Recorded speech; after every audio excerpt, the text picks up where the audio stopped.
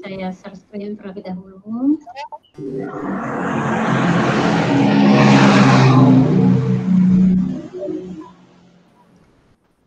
Oke, apakah ini sudah kelihatan? Sudah. Kelihatan, Bu. Sudah, baik. Sudah, Bu. Baik, Ibu Bapak sekalian, saya awali dengan naik motor ke warung makan, ban meletus jadi sahabatan, mumpung salam belum saya ucapkan, yang ingin ke WC saya persilakan. Jadi Ibu Bapak kalau ada yang ingin ke WC silakan ke pasar Sokong membeli daun salam buat masakan nyonya. Barang siapa yang menjawab salam, saya doakan dimudahkan rezekinya. Amin. Amin. Waalaikumsalam. Waalaikumsalam. Wabarakatuh. Salam dan bahagia, Om Swastiastu, Namo Buddhaya, salam untuk kita semua di ruang terbuka. Ibu Bapak sekalian mohon diperhatikan sebelum saya lanjut, mohon diperhatikan mikrofonnya. Dan dulu nanti ketika ada hal yang perlu kita diskusikan, barulah kemudian mikrofon kalau diizinkan. Jadi sebelum kita lanjut, mohon diperhatikan mikrofonnya. Bagi yang sedang menyala, tolong dinonaktifkan dulu.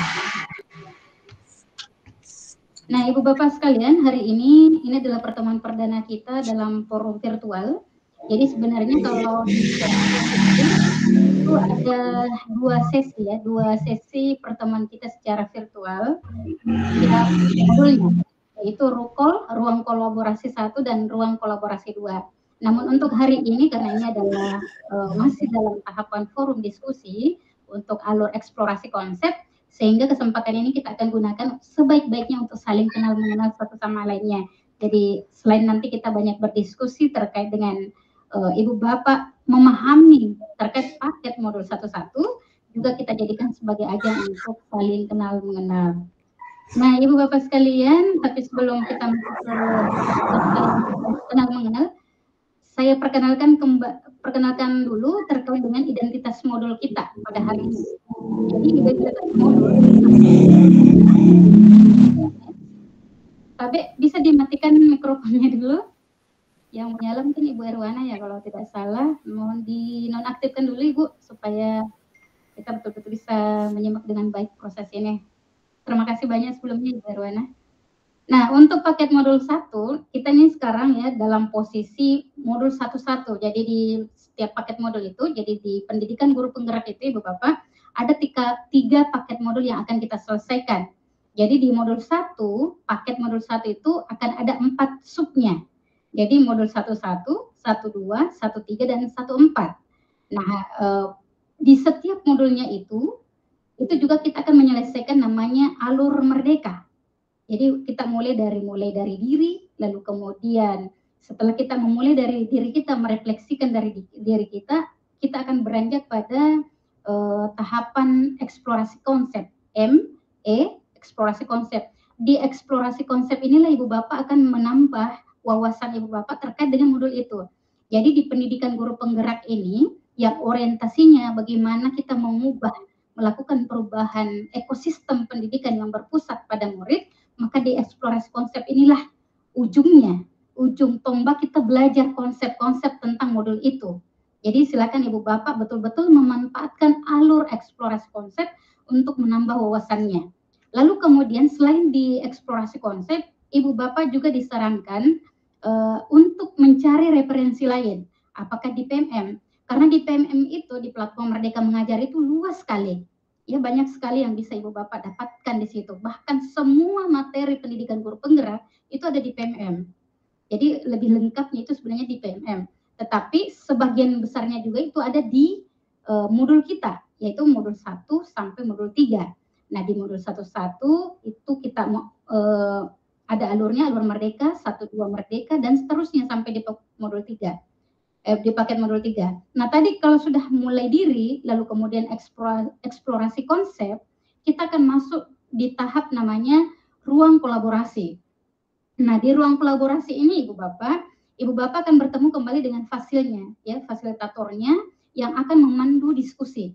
Jadi kita akan banyak mendiskusikan terkait dengan apa yang Ibu pahami, Ibu Bapak pahami terkait dengan di ruang eksplorasi konsep.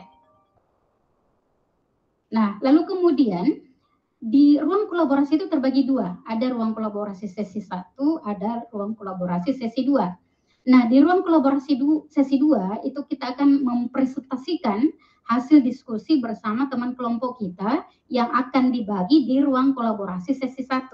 Nah, itu jadwalnya itu sudah, saya rasa sudah sangat lengkap di yang saya bagikan kemarin, dan juga Ibu Bapak sudah lihat pada saat pembekalan kemarin. Nah, setelah ruang kolaborasi, kita masuk di alur elaborasi pemahaman. Nah, di elaborasi pemahaman ini, Ibu Bapak akan bertemu dengan instruktur untuk menguatkan kembali pemahamannya. Jadi ini alurnya Merdeka ini sangat bagus sekali, Ibu Bapak. Kenapa bagus? Karena kita belajar secara runtut dan runut. Mulai dari diri kita, lalu kita mengeksplor pemahaman kita di eksplorasi konsep, lalu kita berdiskusi dengan teman-teman kita di ruang kolaborasi yang dipandu oleh fasilitator, lalu kemudian dikuatkan oleh instruktur di elaborasi pemahaman, yang jadwalnya itu tidak bisa dibuat kesepakatan seperti kita ya. Kalau fasil dengan CGP itu harus kita buat kesepakatan. Kalau elaborasi pemahaman itu jadwalnya sudah tertera nanti di LMS.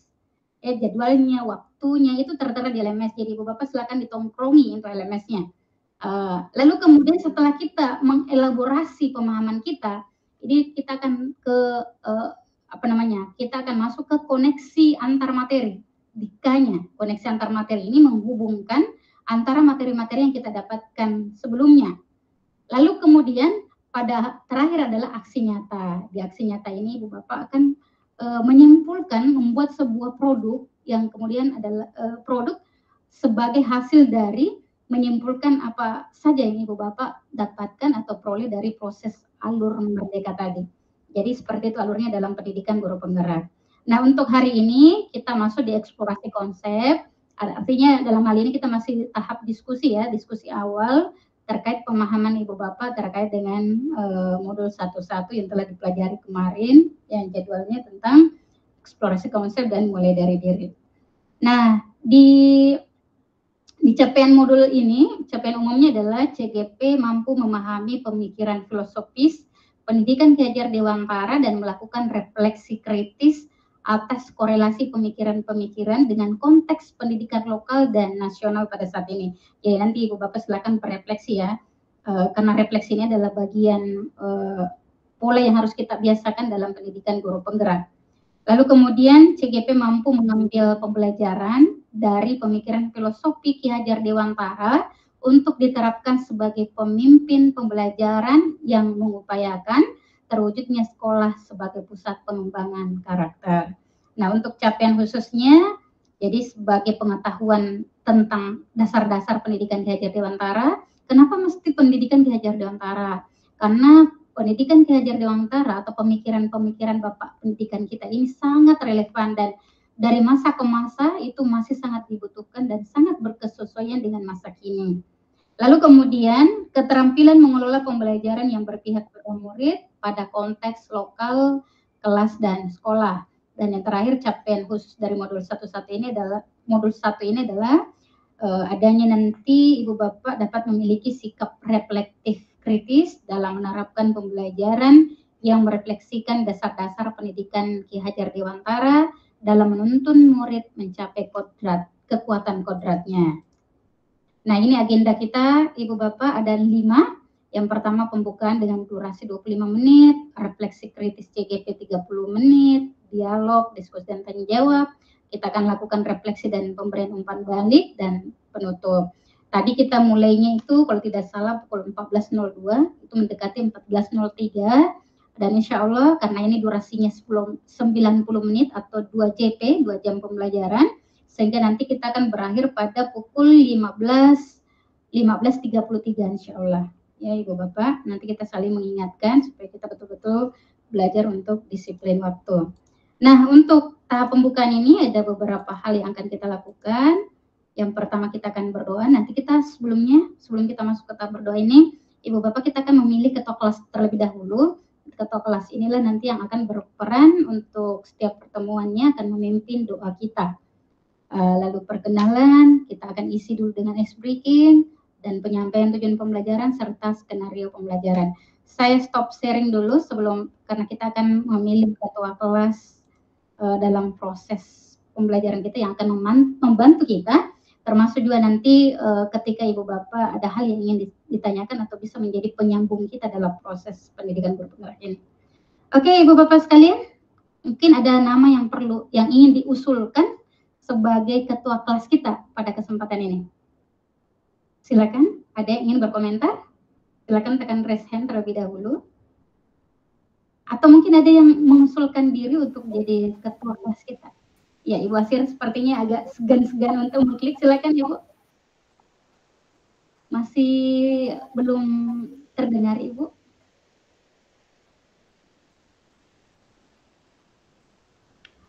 Sekiranya boleh, suaranya belum keluar Ibu, sekiranya boleh bisa juga ditulis di kolom chat. Jadi Ibu Bapak kalau ada nama yang kita usulkan, ya sudah kedengaran Ibu. Biasanya yang memimpin itu Bu laki-laki ya.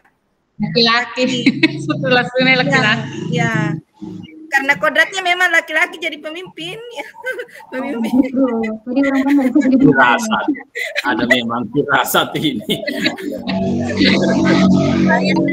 Bapak ini ada dua laki-laki ya, ada Bapak Irwan ternyata. Irwan kan PP, kayaknya PP kan. Bukan ke PP. Ya, ini kita lakukan voting ya, kita voting antara Pak Adil karena Pak Adil dengan Pak Irwan laki-laki. Tadi usulannya teman-teman perempuan ini Bapak Adil dengan Pak Irwan, kalau yang ketua kelas itu sebaiknya laki-laki. Ya. Baik, untuk Pak Irwan dan Pak Adil, siapakah kira-kira Ibu Bapak yang kita rekomendasikan untuk kita pilih sebagai ketua kelas kita pada hari itu, pada proses pendidikan guru? Oke, Bapak Irwan angkat tangan, silakan Bapak Irwan, ada yang ingin dikomunikasikan? Bu, izin, mohon maaf, saya PP Bu. Iya. Dia PP Bu, dia PP. PP kayaknya Bu, Panggung Irwan. Oke, baik. Saya lupa kalau ternyata ada PP. Selamat datang Bapak PP, Pak Irwan. Mohon maaf sebelumnya. Pak Adil saja, saya Adil. Iya, Pak Adil saja. Saya Adil juga. Supaya Adil juga. Ada saya kemudian, jadi ya mohon bimbingannya saja Bu. Ya. Ya. Jadi Pak Adil ini tidak ada lagi ya. Saya tidak keberatan. Ya. Ya, oke baik. Terima kasih. Jelas saja. Kalau ada kesalahan, ada kekurangan, bisa dibimbing. Siap, baik. Alhamdulillah sudah terbentuk ya dan terpilih, kita sahkan ya Pak Adil sebagai ketua kelas kita. Baik Ibu Bapak, saya teruskan kembali alur kita pada hari ini.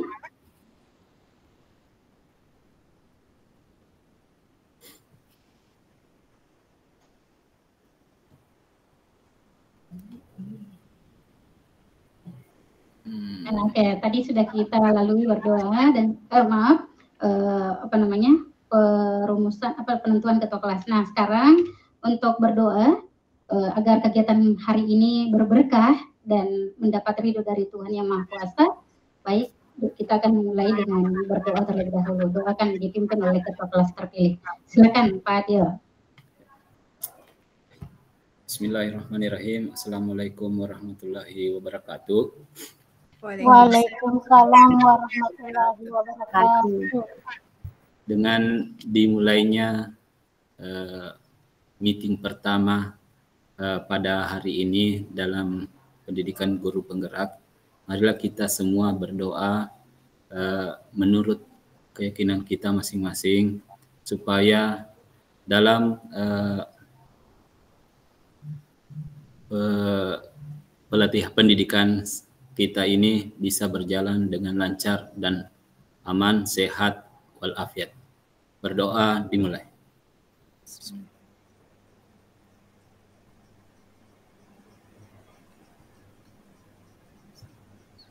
Selesai. Terima kasih. Assalamualaikum warahmatullahi wabarakatuh. Waalaikumsalam warahmatullahi wabarakatuh. Terima kasih banyak Bapak Adil sudah memandu doa kita. Nah, Ibu Bapak sekalian, kita akan lanjut ke sesi berikutnya, yaitu sesi perkenalan. Lalu kemudian nanti kita akan masuk speaking, dan pembelajaran, skenario pembelajaran, dan pembuatan kesepakatan pembelajaran. Baik Ibu Bapak, supaya ada sebuah ada sebuah peribahasa yang mengatakan tak kenal maka tak sayang maka tak cinta, tak cinta maka tidak bisa berkomunikasi. Oke Ibu Bapak, perkenalkan nama saya Rahmaniar. Jadi Rahmaniar ini namanya unik ya. R dimulainya, R di awalnya dan diakhiri pula dengan R tanpa spasi. Kata orang Bugis, karena kita ini orang Bugis semua ya di sini. Iya Bu. Iya, kesopek di Sopeng. Sopeng. Ini orang Bugis mengatakan makin mulainya makin motor cepat nah. Jadi huruf R mulainya R motor mulainya cepat campuran nah. Jadi ini filosofi yang diharapkan oleh orang tua saya ketika menentukan nama saya waktu itu. Perkenalkan Ibu Bapak, ini latar belakang pendidikan saya S1 jurusan sastra daerah di Fakultas Ilmu Budaya Unhas. Lalu kemudian terakhir S2 Linguistik pada Fakultas Ilmu Budaya Unhas. Ya 2 kali S1 ambil di Unhas, lalu kemudian melanjutkan pendidikan di UNM. Pengalaman pekerjaan, alhamdulillah kemarin diamanahkan sebagai fasilitator guru penggerak di angkatan 9 dan alhamdulillah kembali di angkatan 11 ini diamanahkan untuk membersamai teman-teman sekalian. Lalu kemudian juga saya juga penulis buku teks pembelajaran bahasa Bugis di tingkat SMP dan MTS, guru penggerak rekognisi angkatan 9, pernah juga jadi pengajar praktik di angkatan 5. Tugas utama saya sebagai guru bahasa daerah di SMP Negeri 2 Kota Parepare sampai sekarang. Organisasi saya sebagai Ketua Perkumpulan Pendidik Bahasa Daerah Indonesia Provinsi Sulawesi Selatan, juga founder Ketua Ikatan Guru Bahasa Daerah Kota Parepare dan Ketua MGMP Bahasa Daerah Parepare. Ini akun-akun saya Ibu Bapak, untuk barangkali ada hal yang ingin kita diskusikan. Ini di grup sudah tercantum, Instagram saya, Facebook, YouTube. Barangkali ada yang ingin subscribe, silakan. Ada prestasi kemarin, alhamdulillah ini Bapak bisa lihat bersama ya. Jadi bisa mendongeng lah. Barangkali ada yang didongengkan nanti bisa besok, insya Allah bisa mendongeng. Oke, Ibu Bapak, saya sudah memperkenalkan diri dan alangkah baiknya juga Ibu Bapak juga akan memperkenalkan diri. Tapi sebelum saya persilakan Ibu Bapak memperkenalkan diri, kita ke ice breaking dulu supaya nanti pada saat kita saling memperkenalkan tidak ada lagi canggung-canggungnya ya. Jadi Ibu Bapak bisa lebih leluasa untuk memperkenalkan diri dan asalnya dari mana, dari sekolah mana. Nah, untuk permainan warna ice breaking ini saya akan memperlihatkan warna. Silakan Ibu Bapak bisa lihat di layar. Ini kelihatan enggak slide-nya ini, slide warna ini? Kelihatan, Bu. Kelihatan, Bu. Oke, silakan untuk saat ini Ibu Bapak nyalakan mikrofonnya. Jadi silakan semuanya menyalakan mikrofon. Jadi saya ini Ibu Bapak kalau saya menunjukkan warna ini silakan diperhatikan. Ini warna apa? Abu-abu. Abu-abu. Abu-abu. Abu-abu. Warna abu-abu. Ini Latarnya Bu warna abu-abu. oh begitu ya. Oke, Iya. saya coba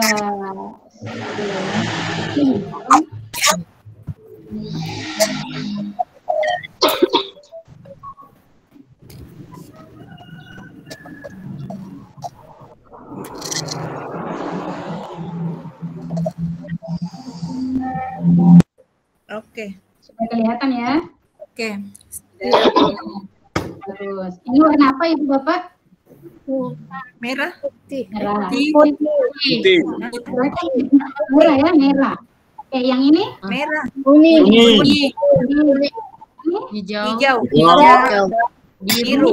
Terima kasih Ibu Bapak ya. Merah, kuning, hijau, biru. Baik. Kalau biru. Silakan.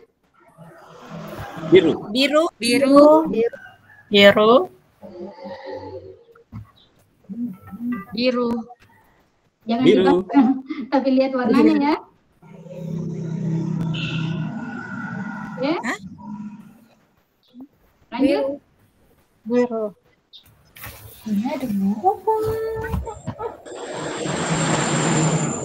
Oke. Biru. Kelihatan?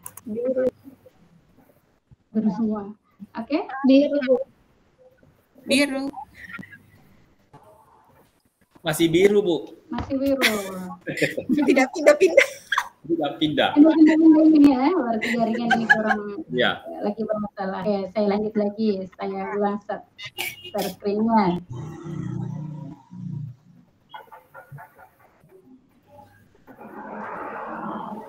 Merah. Ini Merah. lanjut. Oke, sepertinya jaringan bermasalah ya. Berarti ini slide-nya tidak bergerak Ibu Bapak. Iya, tidak. Tidak. Oke. Baik, kalau begitu Hijau. Hijau. Hijau.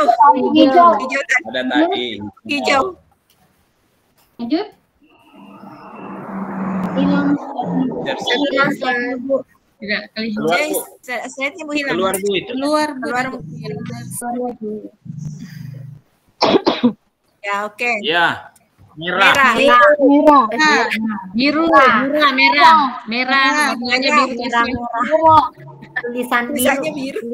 Tulisan biru warna merah, hijau. Biru. Biru. Merah. Merah. Hijau. Hijau. Oke. Merah. Merah. Biru. Hijau. Hijau tulisannya agak Hijau. Hijau. baik. Hijau. Ini sudah konsentrasi semua. Baik Ibu Bapak, saya lanjutkan lagi. Ini juga jaringannya agak sedikit ngadat ya. Nah, oke Ibu Bapak sekalian, kita akan saling kenal dulu sebelum kita lanjut ke slide berikutnya. Tadi saya sudah memperkenalkan nama saya berharap Ibu Bapak mendapatkan juga feedback dari Ibu Bapak sekalian. Jadi singkat saja, perkenalkan nama, lalu kemudian asalnya, asal sekolahnya dari mana. Oke, kita mulai dari Ibu Asirah. Silakan Ibu Asirah, silakan mikrofonnya. Teman-teman yang lain silakan menonaktifkan mikrofonnya. Assalamualaikum warahmatullahi wabarakatuh. Perkenalkan, nama saya Asirah dari SDN 160 Atang Salo, Desa Telulimpoe, Kecamatan Maruriawa, Kabupaten Sopeng. Oke, baik. Terima kasih banyak Ibu Asirah. Ya, Bu. Lalu kemudian Bapak Muhammad Adil, ketua kelas kita. Terima kasih. Assalamualaikum warahmatullahi wabarakatuh. Nama saya Muhammad Adil. Biasanya dipanggil sehari-hari Adil. Kemudian asal sekolah saya di SDN 166 Labu Raung, Kecamatan Lalak Bata. Terima kasih. Oke, baik. Terima kasih Pak Adil. Selanjutnya Ibu Suryani. Assalamualaikum warahmatullahi wabarakatuh. Nama saya Suryani Dewi Sartika, asal sekolah SDN 172 Matu Gengkeng, Desa Lompula, Kecamatan Jandra. Terima kasih. Oke, baik. Terima kasih Ibu Suryani. Selanjutnya Ibu Selvi. Ya, ini sepertinya artis yang di Sopeng ya. Ibu Selvi. Ibu Selvi. Sepertinya Ibu Selvi pintar nyanyi ini. Selvi Yama. Oke, silakan Ibu Selvi. Mukanya mana? Masih belum kedengaran Ibu Selvi? Belum kedengaran, Bu. Ya. Nggak kedengaran. Belum. Terdengar Ibu Selvi. Kedengaran, Ibu? Belum. Belum? Iya, sudah. Silakan Ibu Selvi. Sudah? Oh ya. Baik, terima kasih. Perkenalkan, nama saya Selvi Mandasari, biasa dipanggil Selvi.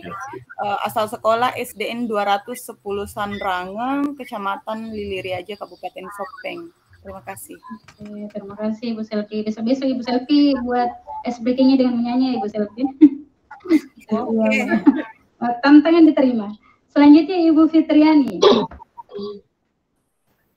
Assalamualaikum warahmatullahi wabarakatuh. Nama saya Fitriani atau biasa dipanggil Fitri. Asal sekolah SDN 8 Macope, Kecamatan Lalak Bata. Terima kasih. Coba terima kasih Ibu Fitri. Selanjutnya Ibu Ekawati. Ibu Ekawati mirip namanya Bu PP bukan Eka. Jadi saya agak terkenal yang mana PP mana CGP. Oke Bu Eka. Ibu Ekawati masih Belum terdengar, Bu. belum terdengar Ibu Eka. Assalamualaikum warahmatullahi wabarakatuh. Assalamualaikum. Saya Ibu Ekawati, asal sekolah SMPN 1 Maroriawa di Kecamatan Maroriawa. Terima kasih. Batu-batu Ibu. Terima kasih ya. Selanjutnya Ibu Sri Uli. Assalamualaikum warahmatullahi wabarakatuh. Perkenalkan nama saya Sri Uli Zaria, biasa dipanggil Ria, asal sekolah SDN 226 Galulangi Kecamatan Donri. Terima kasih. Terima kasih Ibu Sri Uli. Selanjutnya Bu Stariani. Assalamualaikum warahmatullahi wabarakatuh. Perkenalkan, nama saya Sahriani, biasa dipanggil Ani. Asal sekolah saya dari SD 58 Padali, Kecamatan Maroriawa, Kabupaten Sopeng. Terima kasih. Ya, sama-sama Ibu. Selanjutnya Ibu Armida. Assalamualaikum warahmatullahi wabarakatuh. Perkenalkan, nama saya Armida dari SD 248 Laulaweng, Kecamatan Maroriawa, sekolah paling perbatasan dari Sidrap dengan Sopeng. Artinya dekat kampung kita Ibu ya. Orang Sidrap. Terima kasih Ibu. Iya, sama-sama Ibu Armida. Selanjutnya Ibu. Assalamualaikum warahmatullahi wabarakatuh. Nama saya Erwana Munawar. Asal sekolah saya dari SD Negeri 56 Madining, Kelurahan Tasalo, Kecamatan Maroriawa. Terima kasih. Sama-sama. Ada juga ini Bu Eka Purnamasari, Bu Pepe. Selamat datang Ibu. Salam kenal. Dan juga ya, terima kasih Bu. Ya, assalamualaikum warahmatullahi wabarakatuh. Waalaikumsalam warahmatullahi wabarakatuh. Ya, perkenalkan, nama saya Andi Ekari, PP Guru Penggerak Angkatan 11, yang kebetulan kemarin juga Guru Penggerak Angkatan 7 reguler. Senang rasanya bisa bergabung dalam game pertama kali. Kami bertemu dengan para CGP kami. Terima kasih Ibu Fasil, Ibu Rahmaniar. Kebetulan tugas utama kami kepala sekolah di SD Negeri 22 Jarae, Kecamatan Lalakbata, Kabupaten Sopeng. Sekian Ibu, terima kasih. Ya, sama-sama Ibu Andeka. Jadi Ibu Andeka ini sudah bisa dijadikan sebagai motivator kita ya, karena beliau dari guru penggerak sehingga kemarin dipromosi menjadi kepala sekolah Ibu Andeka ya. Iya Bu. Ya, jadi Ibu Bapak sekalian ini calon kepala sekolah semuanya. Seperti mudah-mudahan nanti seperti Ibu Andeka. Terima kasih Bu Andeka. Bapak Irwan mungkin juga ada yang ingin disampaikan Pak Irwan sebelum kami lanjut. Terima kasih Bu atas kesempatannya. Mohon maaf off kamera sementara di jalan Bu. Iya, tidak apa-apa. Baik, perkenalkan nama saya Muhammad Irwan. Saya instansi saya dari SDN 241 Ambagaling, Kecamatan Dondri. Saya alumni CGP Angkatan 7 bersama dengan Bu Andieka. Makasih Bu. Terima kasih Pak Pepe. Baik Ibu Bapak sekalian, kita tadi sudah saling kenal mengenal ya. Mohon diingat nama teman-temannya karena besok ada ice breaking berikutnya, tapi saya tidak ingin bocorkan ice breakingnya seperti apa. Tapi intinya adalah Ibu Bapak ingat nama teman-temannya. Oke, kita lanjut lagi. Mudah-mudahan yang sudah layarnya bisa pindah. Tolong disampaikannya, tolong langsung diinfokan kalau misalnya layarnya tidak bergerak. Ya Bu. Oke, ini kelihatan Ibu Bapak tujuan pembelajaran, slide tujuan pembelajaran? Kelihatan Bu. Belum. Slide tujuan pembelajaran tidak kelihatan? Yang terlihat masih sudah terlihat Bu. Ya. Sudah tampil. Kalau seperti ini kelihatan? Kelihatan. Kalau begitu saya tidak usah tampilkan secara maksimal ya, jadi minimum seperti ini kita tampil. Nah, Ibu Bapak, adapun tujuan pembelajaran kita hari ini adalah peserta mampu memberikan perspektif tentang pemikiran atau filosofi pendidikan Bapak Pendidikan Ki Hajar Dewantara dalam forum diskusi. Jadi nanti kita akan lebih banyak berdiskusi bersama CGP lainnya untuk menyamakan pemahaman kita.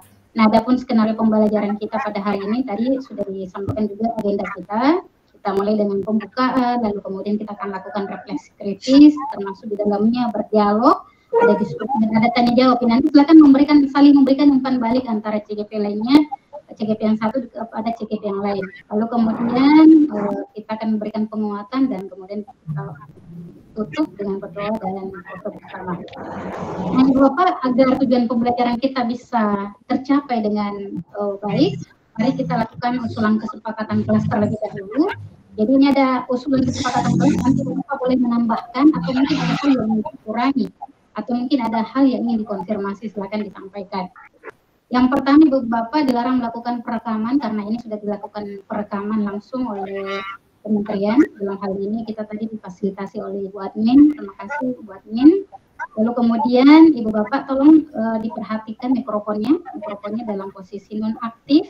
Ketika ada hal nanti yang ingin dikonfirmasi, ada hal yang ingin disampaikan, silakan dinyalakan ketika sudah diberi kesempatan atau dipersilakan. Sekiranya Ibu Bapak jaringannya memadai, silakan hadir secara penuh dengan menyalakan kamera. Lalu kemudian terlebih dahulu menekan fitur raise hand atau mengangkat tangan ketika ada hal yang ingin dikonfirmasi.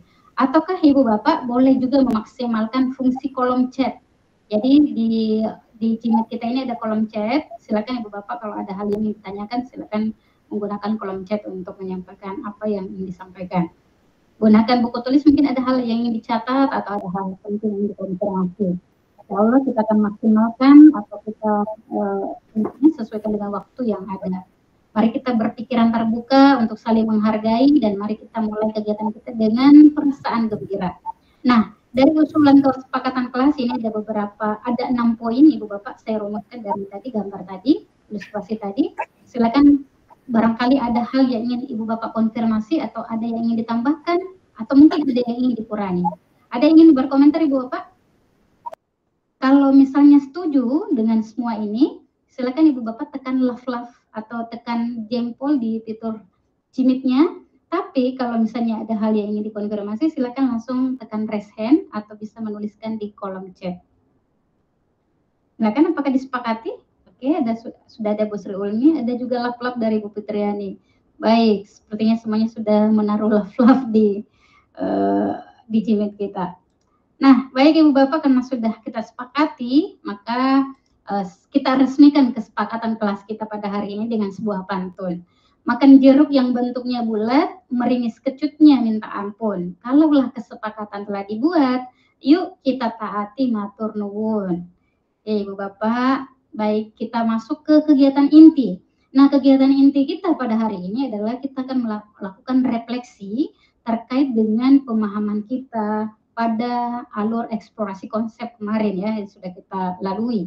Ada 11 poin, ada 11 tahapan yang telah kita lalui dalam proses pembelajaran kita kemarin di LMS. Nah, ini ada pertanyaan pemantiknya. Nanti Ibu Bapak silakan mengacungkan tangan ketika ada yang ingin menjawab pertanyaan pertama, lalu kemudian nanti kita urut dari pertanyaan pertama sampai pertanyaan akhir. Lalu kemudian ketika ada yang ingin dikonfirmasi, ada yang tidak berkesesuaian dengan pandangan Ibu Bapak, silakan juga ditanggapi. Ditanggapi dengan terlebih dahulu menekan fitur raise hand. Kita ke pertanyaan pertama. Ini kita mengawali refleksi kita dengan pertanyaan pertama. Pertanyaan pertama adalah apa makna kata menuntun dalam proses pendidikan anak? Bagi saya, artinya bagi saya ini adalah bagi Ibu Bapak sebagai guru. Saya ulangi kembali, apa makna kata menuntun dalam proses pendidikan anak bagi Ibu Bapak sebagai guru? Oke, saya stop sharing karena saya ingin melihat proses ini. Ya, silakan Ibu Bapak menekan fitur raise hand terlebih dahulu bagi yang berkomentar. Ya, ada Ibu Selvi yang mengacungkan tangan terlebih dahulu. Silakan Ibu Selvi.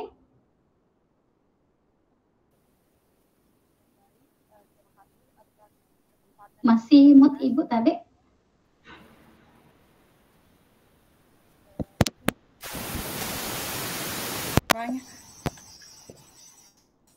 Iya. Oh, iya. Sudah. Oh ya, baik. Terima kasih atas kesempatan yang diberikan.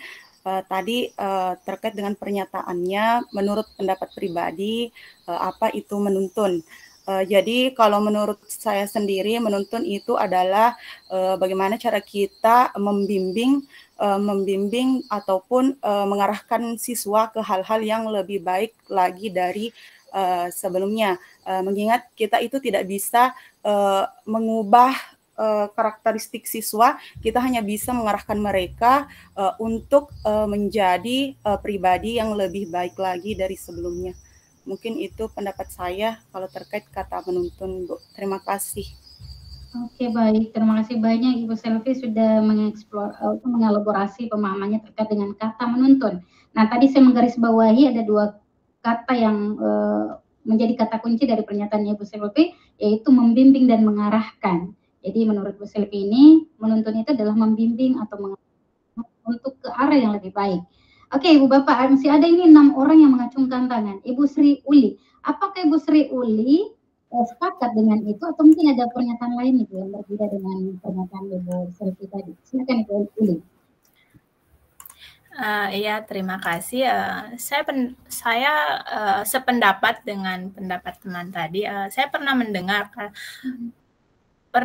kalau mendidik itu artinya menuntun, bukan mengisi. Jadi kita ini hanya menuntun anak-anak, menuntun apa yang sudah, maksudnya begini, bukan kita yang menyebabkan anak-anak bisa, contohnya bisa langsung bicara, berjalan, atau berhitung.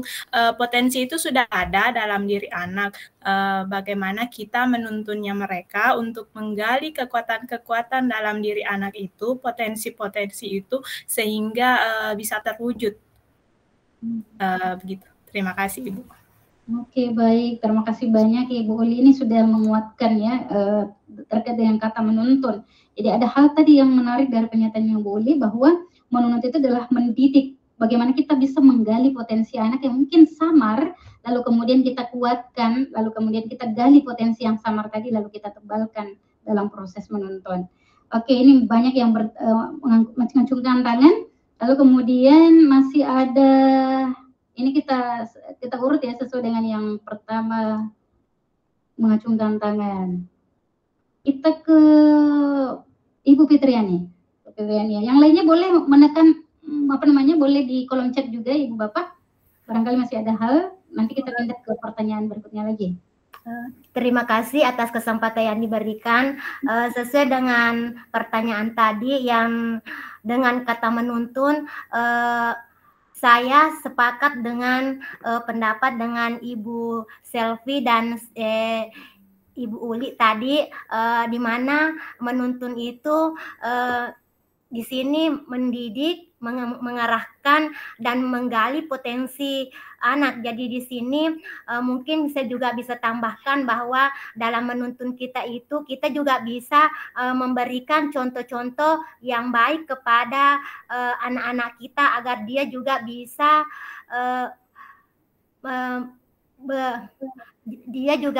mengarah ke yang lebih baik lagi sesuai dengan potensi dan karakter masing-masing. Terima kasih banyak, Bu. Oke, baik Bu Fitriani. Ada satu kata kunci lagi yang muncul dari Bu Fitriani, bahwa selain kita mendidik, selain kita mengarahkan, dan selain kita menggali potensi itu, ternyata Ibu Fitriani beranggapan bahwa dengan semua itu, tentu keteladanan yang baik dari seorang guru yang sangat dibutuhkan. Sehingga dari keteladanan itu kita bisa menuntun anak kita menjadi lebih pribadi yang lebih baik, yang berbudi pekerti, yang kita tuntun laku mereka. Nah, ini sepertinya menjadi sebuah kata kunci untuk menutup pertanyaan pertama. Nah, ada Ibu Bapak, ada sebuah falsafah masyarakat Bugis mengatakan, Naya indok tawe, riole mapaterong ale, ritengai maparagaraga, nanya rimunri paampiri. Ini sama dengan slogannya Tuturi Handayani, yaitu Ingar Somusung Tolodo, Ingmat dia mengungkarsa, dan Tuturi Handayani. Sama, artinya sama seperti itu. Jadi keteladanan menjadi kata kunci ketika kita menuntun kodrat anak kita. Salah satunya tadi sudah dikuatkan juga oleh Ibu Selvi, Bu Uli, dan Ibu Fitriani. Baik Ibu Bapak sekalian, sepertinya untuk pertanyaan pertama kita tutup karena sudah sangat sudah sangat terjawab pertanyaan ini dari teman-teman sekalian. Saya coba baca dari Ibu Sahriani ini yang di kolom chat. Menurut saya menuntun itu membimbing anak dengan lembut dan penuh perhatian. Menuntun anak dengan penuh kasih sayang dan harus sabar. Oke, baik, betul sekali. Kita harus sabar ya. Nasang oke, dia tuh pace cereng. Ya ketuli manongko kina sang anak. Ki. denang kalinga ke pene ki manoko pene tu denang kalinga. Ya seperti itu mungkin Ibu Bapak ya. Ibu Arnida menurut saya menuntun adalah mengarahkan anak atau membimbing anak dengan lembut dan penuh perhatian. Ibu Asira menurut saya menuntun adalah panduan atau mengarahkan anak ke hal-hal yang lebih baik. Baik, Ibu Bapak sekalian, terima kasih sudah mengelaborasi pemahamannya. Kita akan lanjut ke pertanyaan kedua. Saya izin share screen terlebih dahulu. Nah, pertanyaan kedua, bagaimana kata menuntun saya maknai dalam konteks sosial budaya di daerah saya? Saya ulangi kembali, bagaimana kata menuntun saya maknai dalam konteks sosial budaya Ibu Bapak, di Sopeng artinya ya. Apa yang dapat Ibu Bapak lakukan untuk mewujudkan pendidikan anak yang relevan dengan konteks sosial budaya di daerah Ibu Bapak? Saya ulangi kembali, pertanyaannya seperti ini. Bagaimana kata menuntun saya maknai dalam konteks sosial budaya di daerah Ibu Bapak? Lalu apa yang dapat Ibu Bapak lakukan untuk mewujudkan pendidikan anak yang relevan dengan konteks sosial budaya di daerah Bapak, Ibu Bapak sekalian?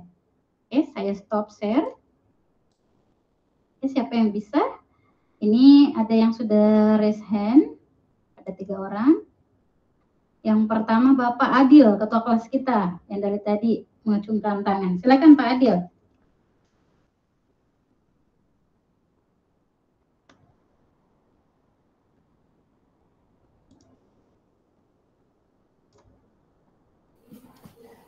Ya, terima kasih atas kesempatan yang diberikan. Jadi seperti yang dikatakan tadi bahwa arti kata menuntun yaitu kita memberikan pendidikan anak dengan secara lembut, berkolaborasi dengan tidak menggunakan kekerasan. Jadi untuk makna kata menuntun dalam setiap daerah, kalau menurut saya Bu, menuntun artinya kita memberikan contoh kepada anak-anak, memberikan ide-ide kepada anak bagaimana kita bisa memberikan anak-anak itu menjadi pendidikan yang lebih baik, ya, dengan memberikan contoh-contoh kepada anak, mulai dari diri kita sebagai seorang guru. Terima kasih. Itu saja Bu. Baik, terima kasih banyak Bapak Adil. Kalau Bapak Adil tadi mengatakan bahwa ketika kita menghubungkan dengan sosial budaya kita ya di daerah kita, khususnya di Kabupaten Sopeng, di daerah provinsi, bahwa ide-ide itu, ide-ide untuk mengarahkan anak yang ke arah yang lebih baik itu sangat dibutuhkan, termasuk keteladanan dari seorang guru. Nah, keteladanan di sini ketika kita sesuaikan dengan konteks sosial budaya kita. Nah, seperti apa ya Bu Bapak? Ada yang masih mengacungkan tangan, ada Ibu Sahriani. Silakan Ibu Sahriani. Terima kasih Bu atas kesempatan yang diberikan. Jadi saya setuju juga dengan pendapat dari Bapak Muhammad Adil tadi. Kemudian saya ingin menambahkan bahwa menuntun dalam konteks sosial budaya di daerah setempat kami itu, jadi kita harus menuntun, mengajar, membimbing siswa kita itu sesuai dengan karakteristik lingkungan yang ada di sekitar sekolah kita. Misalnya di daerah tempat saya mengajar, misalnya di daerah pedesaan, maka yang perlu kita tuntun di situ atau ajarkan kepada siswa kita itu bagaimana belajar tentang misalnya pertanian, bagaimana cara berkebun. Mungkin itu Bu yang bisa saya tambahkan sedikit. Terima kasih. Oke, baik. Terima kasih banyak Ibu Sahriani. Ini sudah mendekati ya, sudah mulai mendekati dari esensi pertanyaan kedua terkait bagaimana kita menghubungkan antara kata menuntun ini dengan konteks sosial budaya kita. Nah, tadi kalau Ibu Sahriani mengatakan bahwa ini ada menghubungkan apa yang kita tuntun itu dengan kekuatan sosial budaya kita. Nah, kalau Bu Sahriani tadi menyesuaikan dengan lingkungannya, misalnya yang berada di pedesaan, tentu kita tuntun anak-anak kita untuk menggali potensi-potensi yang ada di desa itu. Nah, salah satu tadi dicontohkan adalah pertanian masyarakat di situ. Jadi Ibu Sahriani berharap dengan proses itu, dengan proses menuntun itu, kita bisa membantu juga masyarakat. Jadi proses pendidikan yang terjadi di sekolah itu bisa berdampak pula untuk masyarakat. Jadi seperti itu tadi ya Ibu Sahriani. Baik Ibu Bapak, kita masih ada yang mengacungkan tangan. Kita berharap ada contoh lagi yang lebih konkret terkait dengan hubungan antara menuntun ini dengan konteks sosial budaya. Oke, silakan Ibu Eka Wati. Terima kasih atas kesempatannya Ibu. Jadi dengan kata menuntun ini sebenarnya dalam konteks budaya di daerah kami itu mungkin salah satu yang biasa kita lakukan yaitu menuntun anak-anak atau peserta didik dalam hal keterampilan. Misalnya kita mengarahkan anak-anak untuk mencintai budaya kita, seperti saya misalnya sebagai guru seni, saya bisa mengarahkan peserta didik untuk mengenal budaya masyarakat, misalnya mengarahkan beberapa peserta didik untuk berlatih menari paduka. Biasanya kita arahkan siswa untuk penjemputan tamu, begitu Bu. Terima kasih. Assalamualaikum warahmatullahi wabarakatuh. Ya baik, terima kasih banyak Ibu Ekawati sudah mengelaborasi pemahamannya terkait dengan pertanyaan pemantik yang kedua. Jadi kata kunci tadi yang saya bisa dapatkan dari apa yang Ibu sampaikan adalah bagaimana anak ini bisa mengapresiasi budayanya melalui proses menuntun kita. Jadi anak-anak tidak hanya tahu menarinya, tetapi ada nilai-nilai kultural yang ingin sebenarnya kita tuntun anak-anak kita bisa memahami dari itu. Esensi dari Pak Dupa itu seperti apa? Jadi orang tua dulu atau nenek-nenek moyang kita menghadirkan Pak Dupa ini sebagai proses untuk penghargaan kepada tamu. Jadi Pak Dupa. Jadi ada busaranya sebagai simbol mungkin bahwa anak-anak kita ini ketika menjemput tamu tidak membuat tamunya itu pulang dalam keadaan lapar. Jadi esensi budaya, perkenalan atau apresiasi budaya itu hadir sebagai jembatan untuk menuntun anak-anak kita. Baik, terima kasih banyak Ibu Ekawati. Ini saya coba baca lagi di kolom chat, ada juga beberapa yang mengelaborasi pemahamannya. Ada Ibu Erwana, menuntun adalah mengarahkan atau membimbing seorang atau suatu dengan menuntun. Fitriani sebagai contoh dari keteladanan bisa dikaitkan dengan budaya. Misalnya anak-anak diajarkan berkata tabe. Nah, ini juga betul sekali Ibu Erwana, Ibu Fitriani. Jadi salah satu konteks sosial budaya kita yang harus kita tuntun kepada anak kita adalah budaya tabe tadi. Tabe ketika misalnya melintas di hadapan orang atau mungkin pada saat mereka ingin memulai percakapan dengan mengawali dengan tabe. Karena konteks tabe ini sebenarnya adalah penghormatan yang sangat tinggi bagi masyarakat Bugis. Nah ini yang harus kita tanamkan, kita sesuaikan dengan kodrat anak kita. Dan saya yakin dengan maktabe ini, konteks sosial budaya ini terus berkesinambungan dari masa ke masa, karena ini adalah warisan budaya yang betul-betul menjadi sebuah penghargaan tertinggi buat masyarakat kita. Ini terkadang kita kan ketika kita marah kepada seseorang, lalu kemudian orang itu mengatakan tabe, saya tidak sengaja, itu iring hati kita, perasaan kita langsung lulu ya. Walaupun semarah apapun kita ketika seseorang mengatakan tabe, tadam pengengat, artinya kata tabe ini memang menjadi sebuah bisa dikatakan menjadi sebuah kekuatan medis bagi masyarakat Bugis. Ada Bu Erwana juga yang mengatakan bahwa kita sebagai pendidik harus memberikan suatu materi pendidikan yang sesuai dengan karakter peserta didik, yang menunjukkan keteladanan atau memberi contoh yang baik terhadap peserta didik. Misalnya mengucapkan kata tabe. Oke, baik, terima kasih Ibu. Lalu Ibu Suryani, menuntun dimaknai dengan konteks sosial budaya, yaitu mengarahkan anak-anak dan memperkenalkan adat-adat istiadat seperti kegiatan Makdo Jabine, yang biasa dilakukan oleh petani sebelum menebar benih ke sawah. Selain itu membimbing anak-anak untuk memahami norma-norma yang ada di masyarakat seperti budaya tabe. Baik, terima kasih banyak. Ini seperti pemahaman budayanya sangat luas ya.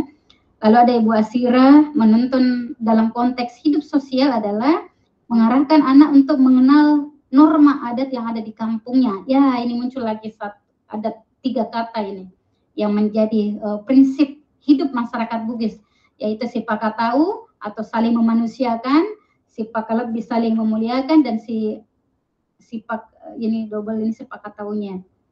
Oke, jadi saling memanusiakan dan saling memuliakan. Lalu kemudian contohnya mengajarkan siswa cara berkomunikasi yang baik kepada orang lain. Jadi walaupun mungkin anak sudah punya caranya, tapi ketika kita tuntun dengan keteladanan, ini berdasarkan kesimpulan yang saya baca dari elaborasi teman-teman sekalian, sehingga mengajarkan siswa yang baik kepada orang lain. Nah, ini ada contoh dari Bu Selvi. Beberapa minggu lalu di sekolah kami sempat mengadakan pasar murah, di mana anak-anak sebagian pembeli maupun sebagai penjual. Pada prosesnya kita bisa menilai bagaimana siswa sebagai penjual dalam berinteraksi kepada pembeli, guru, siswa maupun orang tua, begitupun sebaliknya. Oke, jadi ada proses ya sosial budaya yang dimunculkan dari proses transaksi jual beli tadi. Misalnya mempatabe atau mungkin tidak menjual barangnya ketika mungkin sudah rusak dan sebagainya. Nah, ini hal-hal yang perlu kita tuntun anak-anak kita berdasarkan konteks sosial budaya. Lalu kemudian ada Ibu Erwana ditambahkan pembiasaan mengucapkan salam, ya betul sekali. Jadi berseleng sebelum masuk ke kelas. Terima kasih teman-teman sudah mengelaborasi pemahamannya untuk pertanyaan pemantik kedua. Ini banyak yang masih mengacungkan tangan dan alhamdulillah tadi sudah mengisi kolom chat. Kita lanjut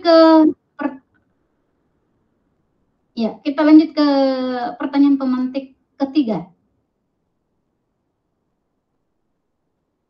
Oke, yang ketiga, mengapa pendidikan murid atau anak perlu mempertimbangkan kodrat alam dan kodrat zaman? Nah, ini Ibu Bapak, saya ulangi kembali pertanyaannya.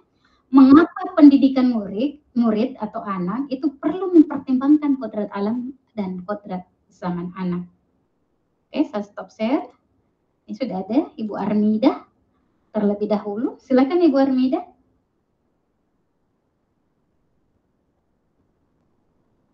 Masih termute Ibu tadi?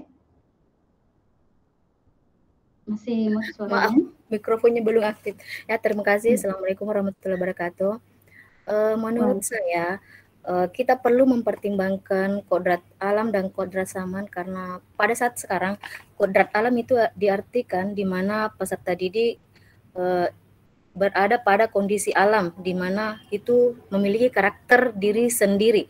Baik itu sifat bertanggung jawabnya seperti rajin, jujur, maka perlu diarahkan melalui dunia pendidikan dan diarahkan oleh seorang guru. Sedangkan melalui kodrat zaman, yaitu bahwa kita sebagai seorang pendidik itu harus mengarahkan siswa untuk mengikuti zaman yang sekarang, mengikuti zaman abad 21.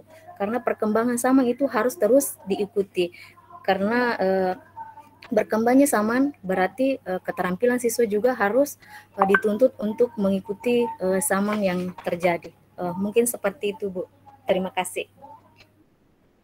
Oke, baik. Terima kasih banyak Ibu Armida. Jadi ini ada hal menarik tadi yang disampaikan Bu Armida bahwa ketika kita menuntun anak, maka kita harus memperhatikan kodrat alam dan kodrat zamannya. Karena alam setiap siswa itu tentu berbeda. Anggaplah misalnya Pak Adil tinggalnya di perkotaan, lalu kemudian Ibu Selvi misalnya tinggalnya di pedesaan. Tentu kodrat alamnya itu pasti akan berbeda. Nah, bagaimana dalam proses pembelajaran itu kita menyesuaikan dengan kodrat atau situasi alamnya anak-anak kita, lingkungannya anak kita. Dan itu menjadi sebuah potensi yang kita gali dari proses menuntun tadi. Lalu kemudian tadi masih Bu Armida, kodrat zaman, kita sesuaikan anak yang abad 21 dengan akhir abad ke-20 tentu akan berbeda ya.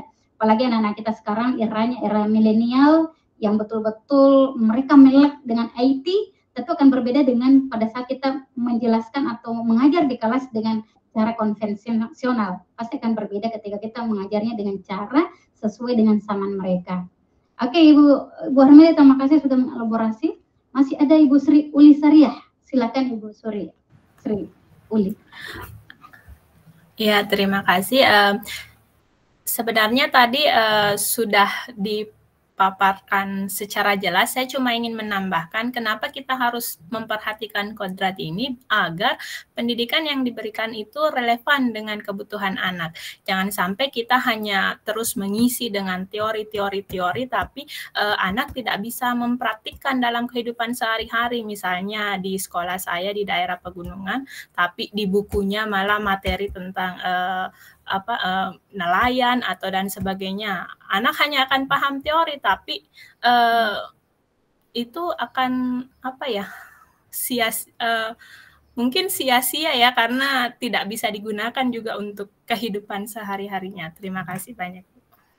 Wah iya, terima kasih banyak Ibu Uli. Ini luar biasa, ini ada hal yang sangat menarik dan ini mendekati, ini bukan lagi mendekati tapi memang sudah menjadi kata kunci dari pertanyaan pemantik ketiga tadi.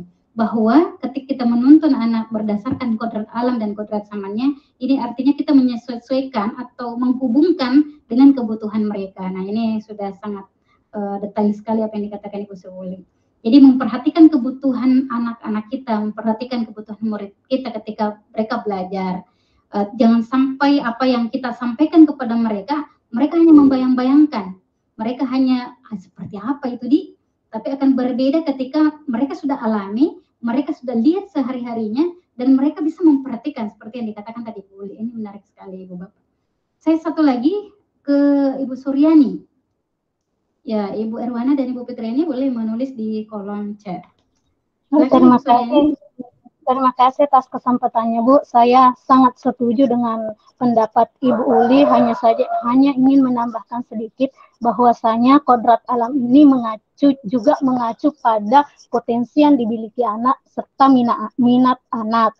Jadi alangkah baiknya kita sebagai seorang guru itu mengajar anak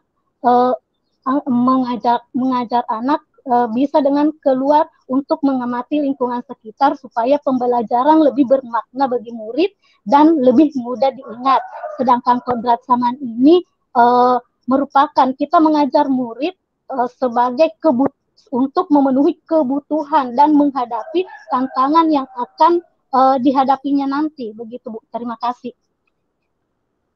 Oke, menarik sekali. Terima kasih banyak Ibu Suryani sudah menguatkan tadi ya dari pernyataan teman-teman sebelumnya bahwa ketika kita ketika kita menghubungkan antara pendidikan ini dengan kodrat alam dan kodrat zaman anak, itu kita harus mengacu pada potensi anak kita, minatnya, termasuk tadi kebutuhannya. Lalu kemudian ada salah satu contoh tadi disampaikan oleh Bu Suryani, dibawa anaknya keluar.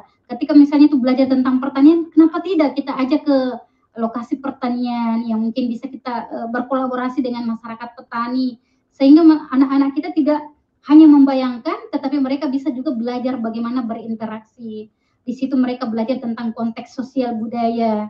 Mereka tidak hanya belajar tentang pertaniannya semata, teorinya seperti apa padi itu ditanam dan sebagainya, tetapi ada proses yang mereka lalui di situ, dan itulah sebenarnya esensi dari proses pendidikan yang betul-betul memerdekakan mereka dan menuntun mereka mencapai kodratnya.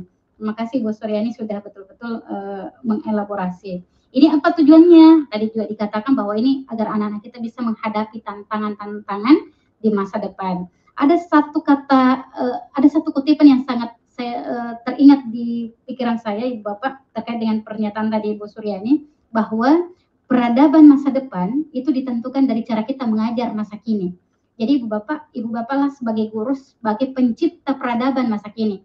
Apa yang Ibu Bapak tanam hari ini kepada anak-anak kita, peradaban yang akan kita tuai di masa mendatang itu lahirnya dari kita, dari cara kita melakukan proses pendidikan itu di kelas.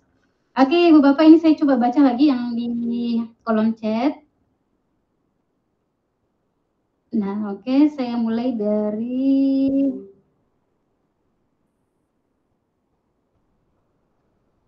Ibu Sahriani. Karena kodrat alam sangat penting karena berhubungan dengan tahap perkembangan anak dan kebutuhan siswa dalam belajar seperti minat dan bakatnya. Sedangkan kodrat zaman bagaimana kita mengajarkan anak dengan teknologi atau pembelajaran abad 21. Betul sekali. Jadi kata kuncinya adalah teknologi di abad ini ya, supaya mereka bisa betul-betul menerapkannya, menggunakannya, dan mereka bisa memanfaatkannya sebagai tantangan di masa depan mereka. Lalu selanjutnya Bu Fitriani harus mempertimbangkan pada kodrat alam dan kodrat zaman karena setiap siswa memiliki karakteristik yang berbeda-beda dan memiliki bakat dan minat masing-masing yang perlu dikembangkan. Lalu kemudian Ibu Selvi, pentingnya pendidikan disesuaikan dengan kodrat alam dan kodrat zaman karena setiap murid memiliki karakteristik, bakat, dan minat yang berbeda sehingga hal tersebut harus dijadikan acuan dalam menyusun proses pembelajaran. Terlebih zaman sekarang itu semuanya berkaitan dengan IT, sesuai dengan kesenangan murid, pentingnya pelibatan IT dalam proses pembelajaran agar menarik minat murid. Betul sekali. Jadi IT sekarang itu sudah menjadi kebutuhan. Jadi tidak lagi menjadi kebutuhan sekunder, tapi itu sudah menjadi kebutuhan primer bagi seorang guru. Ini untuk menyesuaikan dengan kondisi atau kodrat zaman anak kita. Lalu ada Bapak Muhammad Adil, dengan mempertimbangkan kodrat alam dan kodrat zaman, kita bisa mengasah bakat dan minat. Betul. Jadi kita menebalkan tuntunan itu. Lalu Ibu Fitriani, ini Ibu Fitriani harus memperhatikan kodrat alam dan kodrat zaman, karena karakteristik anak berbeda-beda, memiliki bakat minat yang berbeda yang perlu dibina dan dikembangkan sesuai perkembangan zaman. Ibu Ekawati, dalam pendidikan kita perlu memperhatikan aspek penting kodrat alam dan kodrat zaman, karena mengacu pada sifat dan karakter anak, begitupun pada kodrat zaman, kita perlu memahami perubahan, karena kondisi zaman yang selama ini terus berubah. Betul, jadi ada perubahan zaman dari zaman ke zaman ya Ibu Bapak, dan itu harus kita sesuaikan. Dan itu pula yang menjadi dasar kenapa kurikulum itu selalu berkembang, karena menyesuaikan kodrat zaman. Lalu kemudian Ibu Asira, kodrat alam dalam hal ini berkaitan dengan lingkungan tempat tinggalnya dan sangat berperan dalam proses belajarnya, sedangkan kodrat zaman kondisi di mana anak belajar tentang IT. Oke, baik Ibu Bapak, ini sepertinya kita sudah menyamakan persepsi kita, pemahaman kita terkait dengan pertanyaan pemantik ketiga. Dan kita ke pertanyaan pemantik terakhir. Nah, yang terakhir, apa relevansi pemikiran Ki Hajar Dewantara yang mengatakan seperti ini? Saya ulangi kembali, apa relevansi atau apa hubungan dari pemikiran Ki Hajar Dewantara yang mengatakan bahwa pendidikan yang berhamba pada anak atau pada murid dengan peran ibu bapak sebagai pendidik? Dewantara, pendidikan yang berhamba pada murid dengan peran ibu bapak sebagai pendidik. Oke, ada yang sudah mengangkat tangan, wah luar biasa. Ini Bu Armida, silakan Ibu Armida. Terima kasih. Menurut saya pendidikan yang berhamba pada anak artinya kita memberikan kesempatan kepada anak untuk mengembangkan diri mereka secara maksimal, memberikan ruang kepada siswa yang cukup untuk mengeksplorasi potensi-potensi yang ada dalam diri mereka. Di mana juga kita memberikan motivasi dan minat belajar sesuai dengan karakter siswa. Maka siswa akan merasa dihargai dan terdorong untuk belajar dan memiliki semangat yang lebih tinggi. Mungkin seperti itu, Bu. Terima kasih. Oke, baik. Terima kasih banyak Bu Armida. Ini saya mencoba mendalami apa yang dikatakan Bu Armida, dan ini adalah sebuah kunci, kata kunci. Ruang yang cukup untuk mereka bereksplorasi terkait dengan kebutuhannya, terkait potensinya. Lalu kita motivasi mereka untuk mencapai kodratnya. Bagaimana kita berhamba kepada mereka. Oke, terima kasih banyak Bu Armida. Selanjutnya ada Ibu,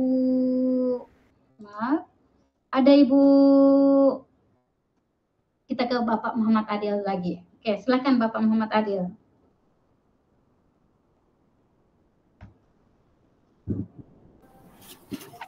Ya, jadi terima kasih Bu.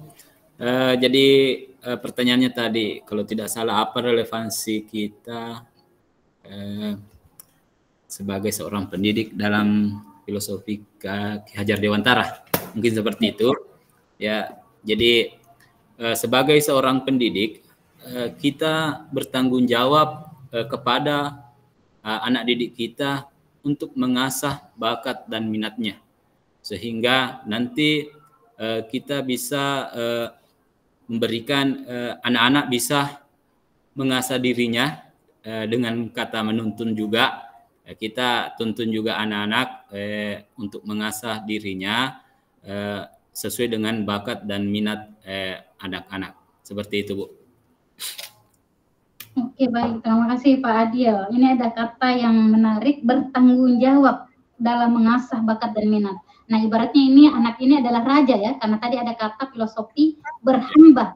Jadi artinya ini raja kita ini adalah pelayan mereka untuk menghamba kepada raja kita, menghamba pada murid kita. Nah, tadi ada satu kata yang menarik adalah bertanggung jawab. Nah, ini menjadi tanggung jawab kita untuk melayani mereka. Apa yang kita layani? Yang dikatakan oleh Pak Adil, bakat minatnya. Kita asah bakat dan minat itu.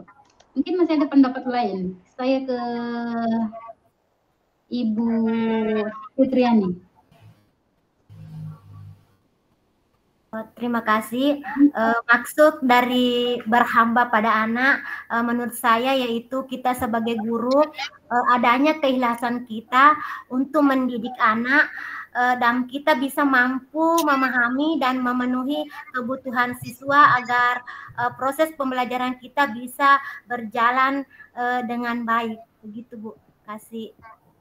Oke, baik. Nah, ini semakin dikuatkan ya pernyataannya tadi Bu Arnida, pertanyaannya Pak Adil dikuatkan oleh Bu Fitriani bahwa ada keikhlasan di situ.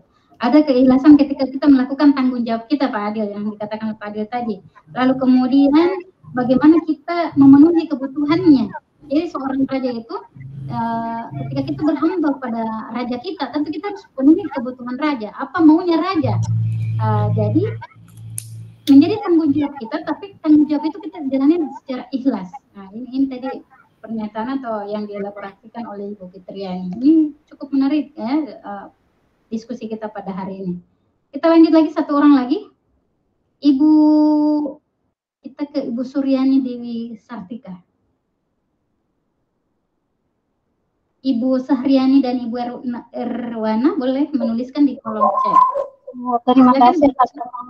Terima kasih atas kesempatannya, Bu.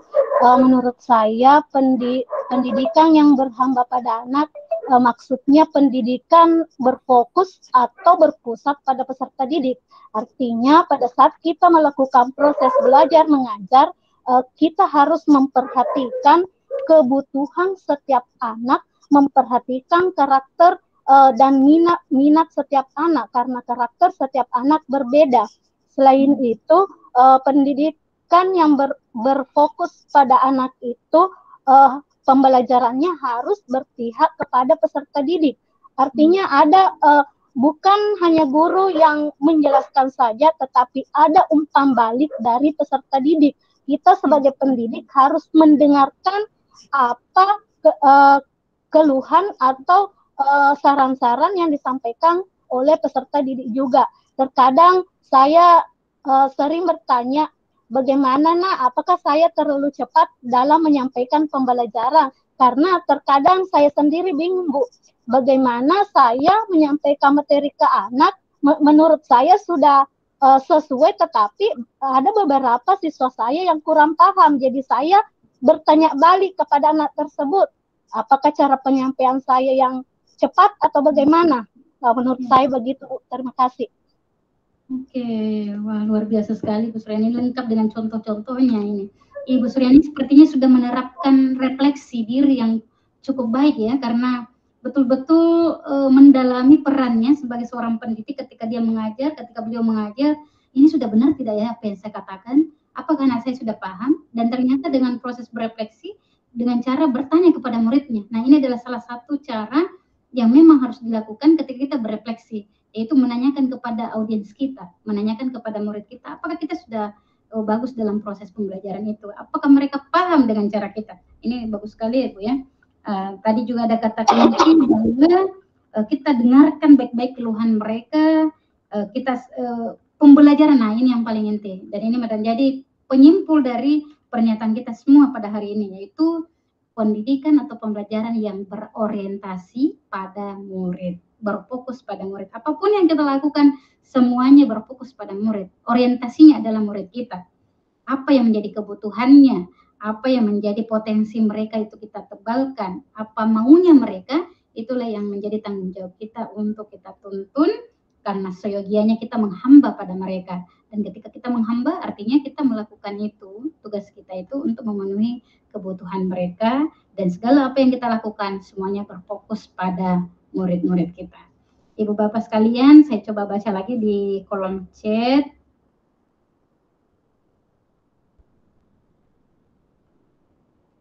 Ya, mulai dari Ibu Sri Uli, pendidikan yang menghamba pada anak berarti guru berfokus pada minat, kebutuhan, dan kemampuan individu siswa. Betul. Jadi setiap orang, setiap individu berbeda kemampuannya. Ya, jadi model dan metode yang digunakan dalam pembelajaran disesuaikan dengan minat siswa atau profilnya. Lalu kemudian Bu Selvi, pendidikan yang berhamba pada anak yaitu pendidikan harus berpusat pada murid dan murid diberikan kesempatan dan difasilitasi untuk mencapai tujuan pembelajaran. Di sini kita juga harus memperlakukan murid sebagaimana kita ingin diperlakukan oleh murid, seperti menghormati murid, menghargai hal kecil apapun yang mereka lakukan, menasihati dengan baik ketika mereka berbuat salah. Berdasarkan hal tersebut tentunya murid akan senang dan merasa dihargai keberadaannya di sekolah. Lalu ada Ibu Sahriani, menurut saya pendidikan yang menghamba kepada anak adalah memusatkan perhatian kepada anak seperti melihat keunikannya. Nah, ini adalah yang menarik, keunikan siswa. Karena setiap orang itu, setiap anak itu terlahir unik. Lalu kemudian potensi dan kebutuhannya, dan kita sebagai guru harus mengembangkan kodrat alam dan kodrat zamannya. Menciptakan lingkungan belajar yang menyenangkan, dan sebagai guru kita harus menjadi fasilitator untuk mengarahkan siswa. Lalu Bu Erwana, menurut saya kita sebagai pendidik harus mementingkan kepentingan anak dari segalanya. Nah, betul-betul ini kita menghamba ya. Jadi mementingkan kepentingan anak dibandingkan kepentingan-kepentingan lainnya. Guru harus membimbing peserta didik dengan sebaik-baiknya sesuai dengan kodrat peserta didik untuk mengembangkan potensinya. Lalu Bekawati, pendidikan yang berhamba pada anak adalah di mana kita sebagai seorang pendidik dapat memahami peserta didik kita, apa-apa yang menjadi kendalanya, dan peran kita sebagai pendidik sebagai fasilitator, memotivasi serta membimbing apa saja yang menjadi kendala yang dialami. Ali Bu Asira, pendidikan yang menghamba pada murid adalah pendidikan yang berpusat pada peserta didik sesuai dengan kebutuhan, minat, dan bakat individu dengan memperhatikan kebutuhan emosional dan sosial siswa, bukan hanya kebutuhan akademis siswa semata. Oke, baik. Terima kasih banyak Ibu Bapak sekalian. Ini saya senang sekali dengan kelas ini, luar biasa ya. Orang Sopeng, itu dosen saya ada orang Sopeng itu cerdas betul. Saya tahu orang Sopeng itu orangnya cerdas-cerdas.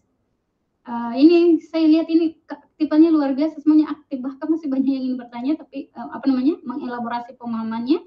Tapi mungkin karena waktu kita singkat ya, jadi Ibu Bapak, nanti disimpan-simpan, kita banyak berdiskusi nanti di LMS dan ataukah di ruang kolaborasi besok ya. Nah, Ibu Bapak saya coba lanjutkan lagi. Nah, ini mind map substansi modul kita Ibu Bapak yang kita pelajari di eksplorasi konsep. Ini masih ada waktu sebelum kita ruang kolaborasi besok. Jadi besok kita masih bertemu ya, bertemu di virtual. Besok itu kita akan berdiskusi lagi terkait dengan ini. Silakan Ibu Bapak, ini mind map-nya, apa-apa yang harus kita pelajari. Jadi yang pertama, Ibu Bapak silakan memperhatikan bagaimana potret pendidikan Indonesia sejak zaman kolonial sampai masa kini. Lalu kemudian memperhatikan kerangka pemikirannya Bapak Ki Hajar Dewantara, mulai memahami tentang dasar-dasar pendidikan, metode Montessori, Froebel, dan taman anak itu dipahami secara seksama sehingga besok ketika kita rukul itu bisa lebih kita dalami lagi. Lalu kita pelajari juga asas pendidikan Ki Hajar Dewantara, ya, antara bisa membedakan antara pendidikan dan pengajaran. Lalu kemudian dasar pendidikan yang menuntun tadi sudah banyak dielaborasi. Jadi Bapak Ki Hajar Dewantara mengibaratkan peran pendidik seperti seorang petani. Nanti Ibu Bapak juga akan mengelaborasi itu. Lalu pendidik adalah pamong. Tadi juga kita sudah menyelaraskan pemahaman kita tentang kodrat alam dan kodrat zaman, yang mana itu berkaitan dengan kodrat alam itu berkaitan dengan sifat dan bentuk lingkungan di mana anak berada, dan kodrat zaman itu berkaitan dengan isi dan irama. Lalu kemudian budi pekerti yang tercipta dari cipta rasa dan karsa dan karya, dan itu menjadi interpretasi pemikiran Bapak Ki Hajar Dewantara. Oke, Bapak-Bapak sekalian, kita sudah berdiskusi terkait tadi ya refleksi kritis. Nah, di antara mind map ini yang saya jelaskan tadi, dari pertanyaan pemantik tadi yang sudah kita lihat ada 4 pertanyaan pemantik. Nah, masih banyak hal-hal yang belum kita ulas secara detail. Salah satunya tadi saya belum mendapatkan informasi dari Ibu Bapak terkait dengan perbedaan pendidikan dan pengajaran. Nah, ini kita mau diskusikan juga ya. kita mau lakukan diskusi dan tanya jawab terkait itu. Kita konfirmasi kembali supaya kita bisa betul-betul memahami perspektif dari pemikiran Bapak KHD. Menurut Ibu Bapak, apa sih yang membedakan antara pendidikan dan pengajaran? Boleh, ada yang ingin berkomentar? Terkait dengan pendidikan dan pengajaran, apakah itu pendidikan dan pengajaran itu sama? Oke, ada Ibu Arwana, silakan Ibu Arwana.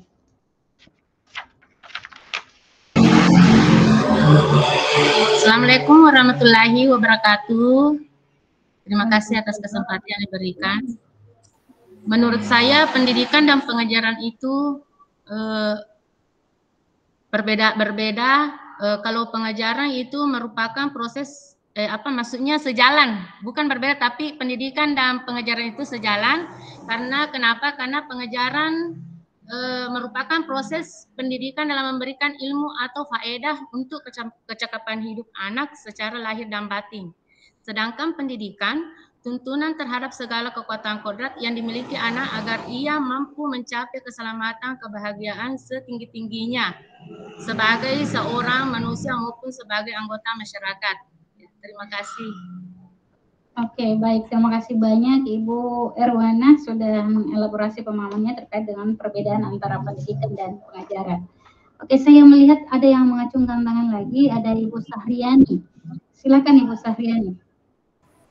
Terima kasih Bu atas kesempatan yang diberikan. Jadi menurut saya pengajaran dan pendidikan itu harus berjalan dengan seiring. Kenapa? Karena dengan pengajaran itu kita bisa memberikan ilmu pengetahuan kepada anak, tetapi tidak hanya dengan ilmu. Kita sebagai guru harus mendidik siswa kita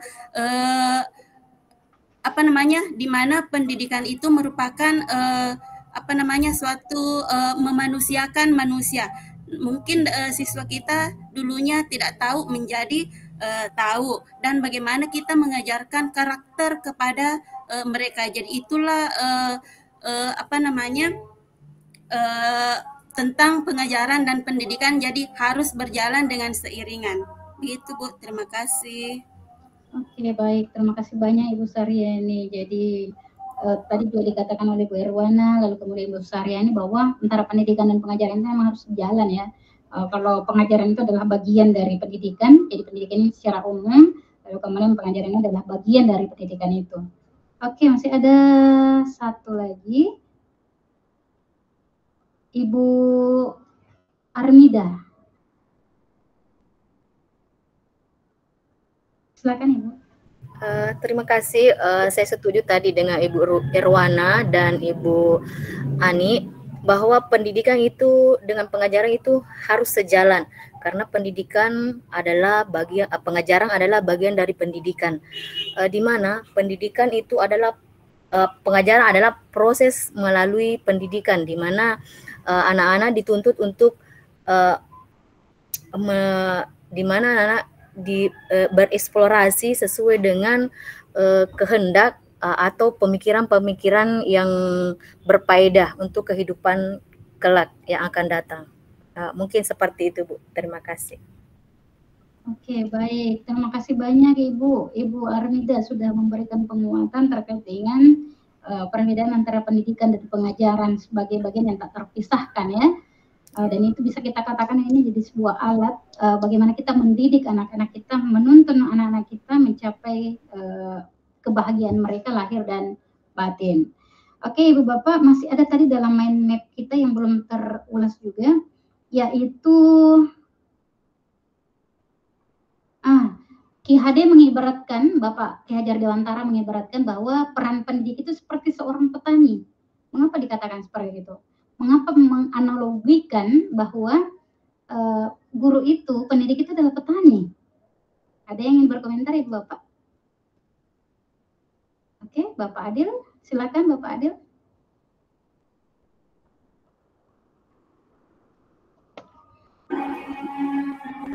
Minta maaf Bu, karena ada masjid di dekat sekolah.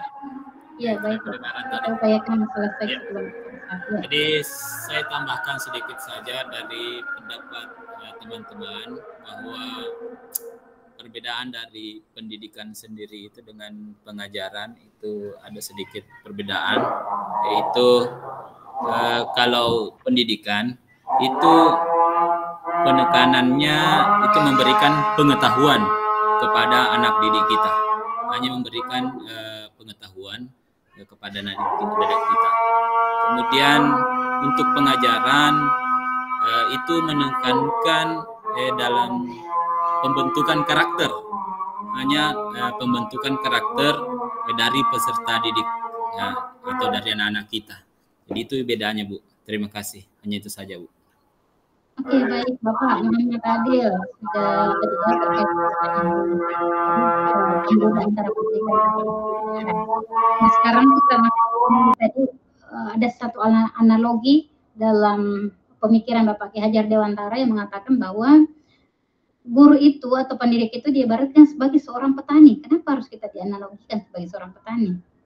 Ya, silakan Ibu Sri Uli Sariah. Ya, terima kasih atas kesempatannya. Saya langsung saja.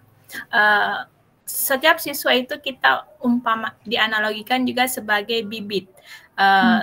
Walaupun beberapa petani diberikan bibit-bibit unggul yang sama, tapi perlakuan petani itu akan berdampak juga terhadap perkembangan tanamannya ini. Di tangan petani yang kompeten, bibit unggul ini akan tumbuh unggul juga. Tapi di tangan petani yang satu, bisa saja bibit unggul ini malah tidak berkembang. Jadi itulah betapa pentingnya peran guru dalam menuntun siswa-siswi kita. Terima kasih.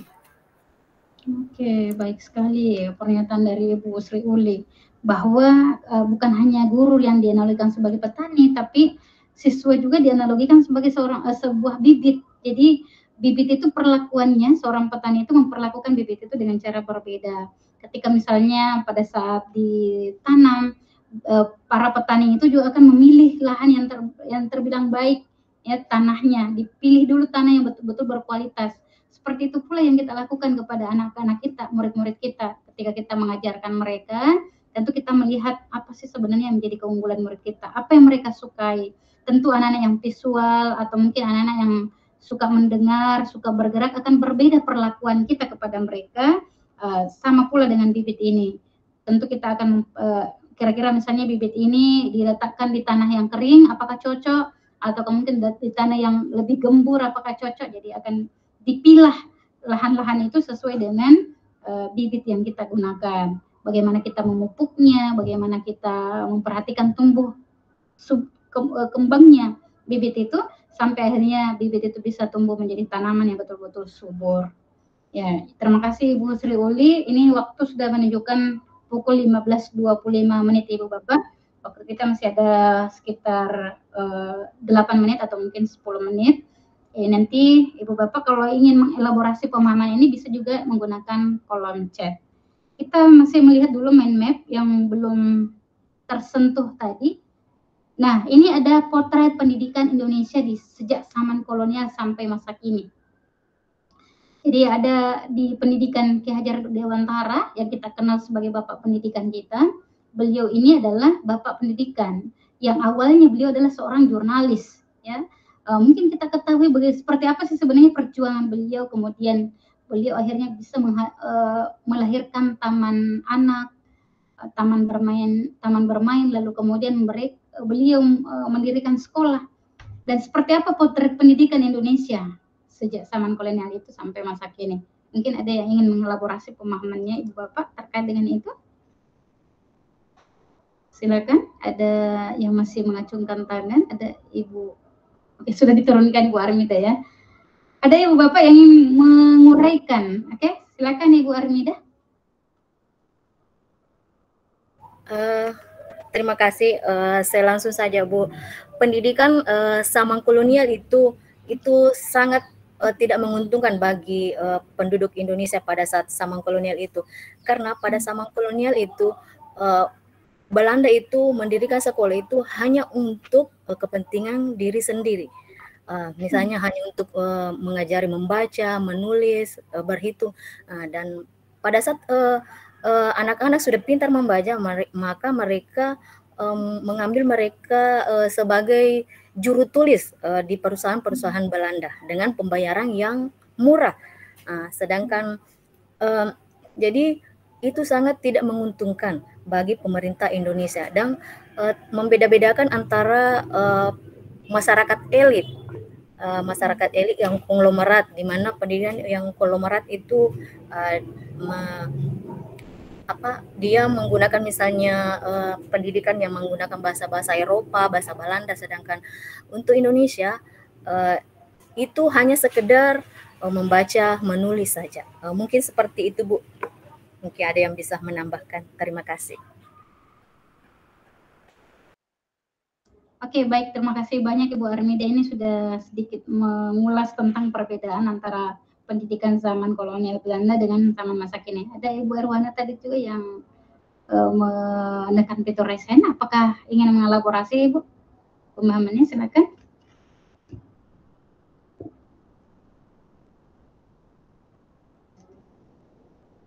Atau salah tekan ya? Salah tekan ya Ibu Erwana? Atau silakan Ibu, sekiranya ada. Ya. Ya, Ibu Erwana mengajukan tangan, silakan Ibu. Terima kasih atas kesempatan yang diberikan. Saya sangat setuju dengan pendapat Ibu Armida tadi. Cuma hanya ingin menambahkan, kalau pada zaman dulu, zaman kolonial, rakyat hanya diajari membaca, menulis, dan berhitung seperlunya. Dan yang hanya mendidik orang-orang pembantu dalam mendukung usaha dagang mereka saja. Ya, terima kasih. Terima kasih Bu Erwana sudah menguatkan. Jadi intinya bahwa zaman kolonial itu adalah proses pembelajaran berdasarkan kepentingan ya. Ada kepentingan yang didasari sehingga pendidikan itu dilakukan. Jadi bisa dikatakan bahwa pendidikan pada masa itu tidak adil dan tidak merata. Sehingga sangat berbeda dengan pendidikan masa kini yang betul-betul memberikan proyeksi dan memberikan hak kepada semua orang untuk menimba ilmu di pendidikan. Nah, ada yang menarik Ibu di pemikiran Bapak KHD ini, bahwa di modul 1.1 ini ditekankan 3 aliran, ya 3 aliran daya dalam pendidikan. Itu yang pertama, aliran yang pertama adalah teori rasa. Di situ di teori rasa mengemukakan bahwa anak itu diibaratkan itu mereka lahir dengan seperti sehelai kertas kosong. Jadi di teori rasa ini mengungkapkan bahwa anak itu lahir seperti kertas kosong. Jadi gurunya itu punya kekuasaan atau kehendak sesuka hati mereka untuk menulis apapun di sana. Jadi menganggap anak-anak kita ini tidak ada apa-apanya. Mereka tidak punya pengetahuan, mereka tidak punya kompetensi. Mereka hanya kertas kosong yang bebas semau kita untuk mengisinya. Itu di teori rasa. Terus yang kedua, di aliran negatif. Ya, yang di aliran negatif mengungkapkan sebaliknya. Di aliran negatif menganggap bahwa anak itu terlahir sudah penuh. Jadi bukan lagi dengan kertas kosong, tetapi anak ini ibaratnya sudah ditulisi, sudah penuh tulisannya dan tidak bisa diapa-apakan lagi. Ya, walaupun anak itu mungkin karakternya A, karakternya B, itu kita tidak bisa lagi mengubahnya menjadi karakter yang lebih baik. Ini aliran negatif yang menganggap seperti itu, bahwa pendidikan ini tidak bisa melakukan perubahan terhadap karakternya anak, karena menganggap bahwa anak itu mereka ibaratnya kertas yang sudah diisi oleh lingkungannya. Ini aliran negatif. Lalu kemudian yang terbaik adalah yang ini yang kita gunakan dalam pemikiran Bapak KHD, adalah menganggap menjadikan anak itu walaupun anak itu bukan sebagai kertas kosong, anak itu sudah ditulisi penuh, tetapi tulisan itu masih samar. Ya, tulisan itu masih samar. Ibu bapak guru lah yang berperan untuk menebalkan tulisan itu. Kalau itu adalah karakter buruk, maka kita tidak perlu menebalkan karakter itu. Tetapi bagaimana tulisan yang suram tadi itu kalau bisa hilang. Lalu kemudian ketika ada potensi baik di dalam anak itu, maka itulah yang perlu kita tebalkan. Ini dalam aliran teori konvergensi. Dan teori konvergensi inilah yang menjadi dasar kita dalam mendidik anak-anak kita.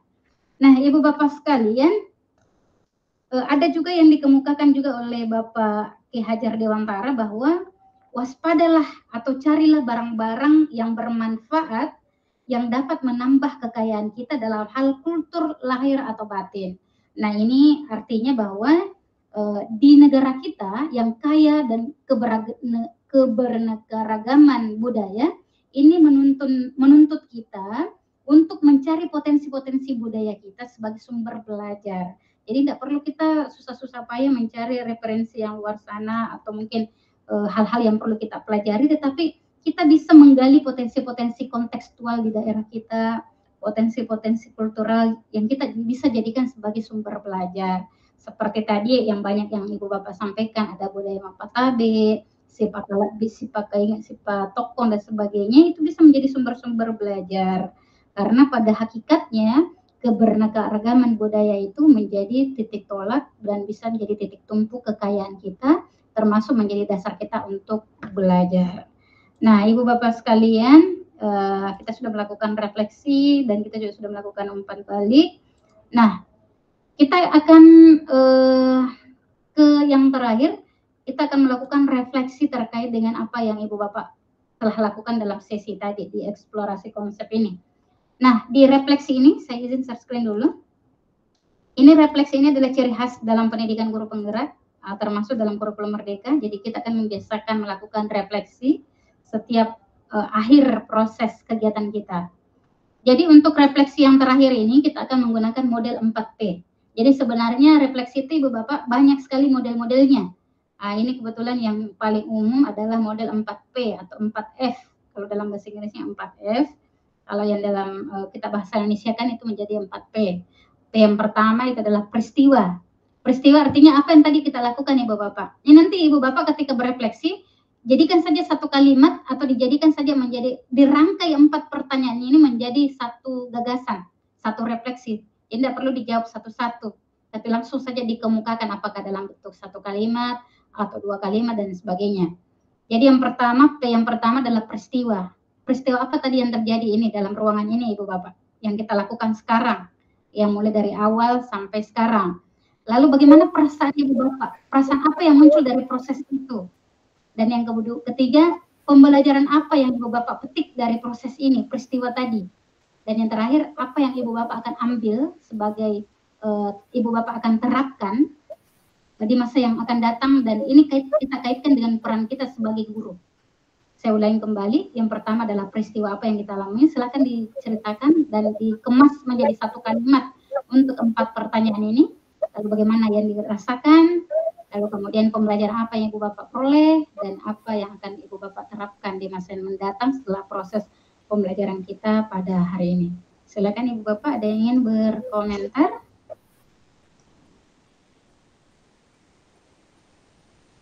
Silakan, ada yang ingin menyampaikan?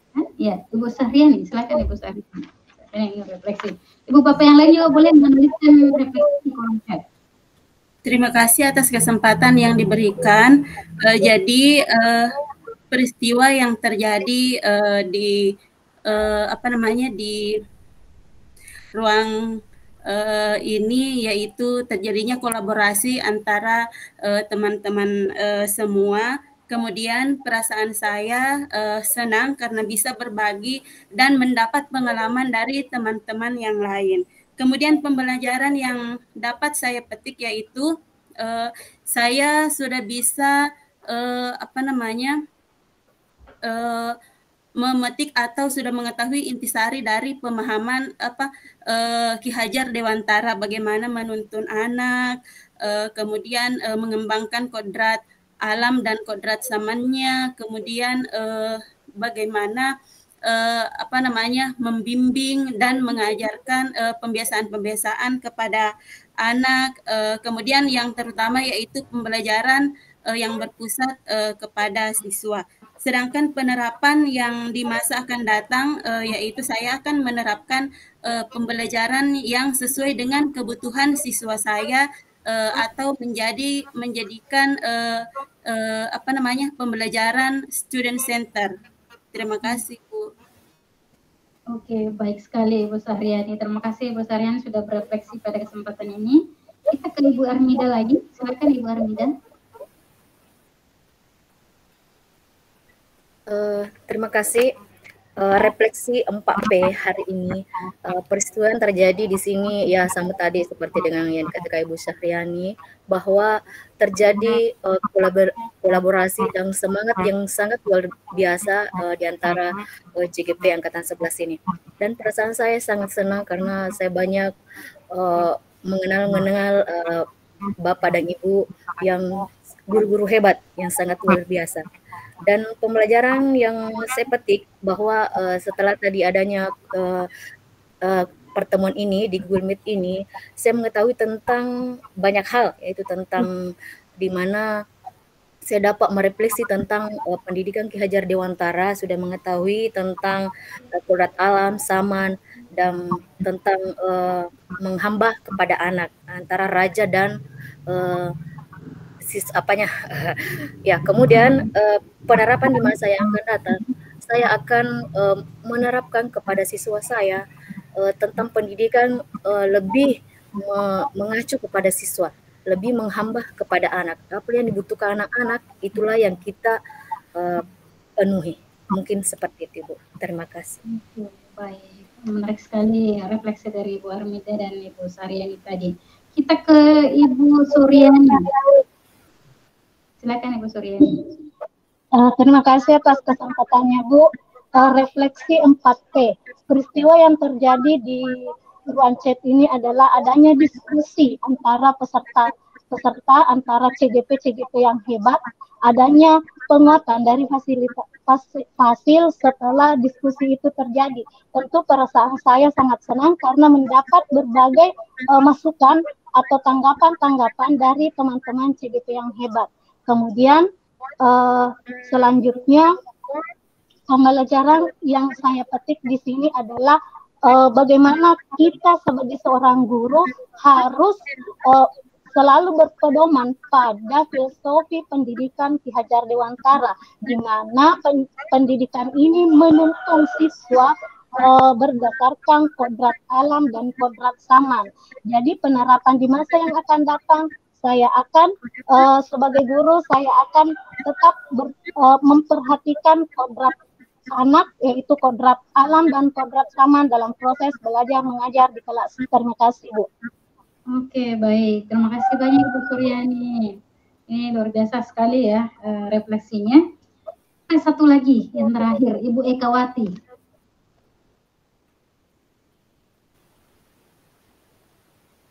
Masih mute suaranya Ibu Tabe?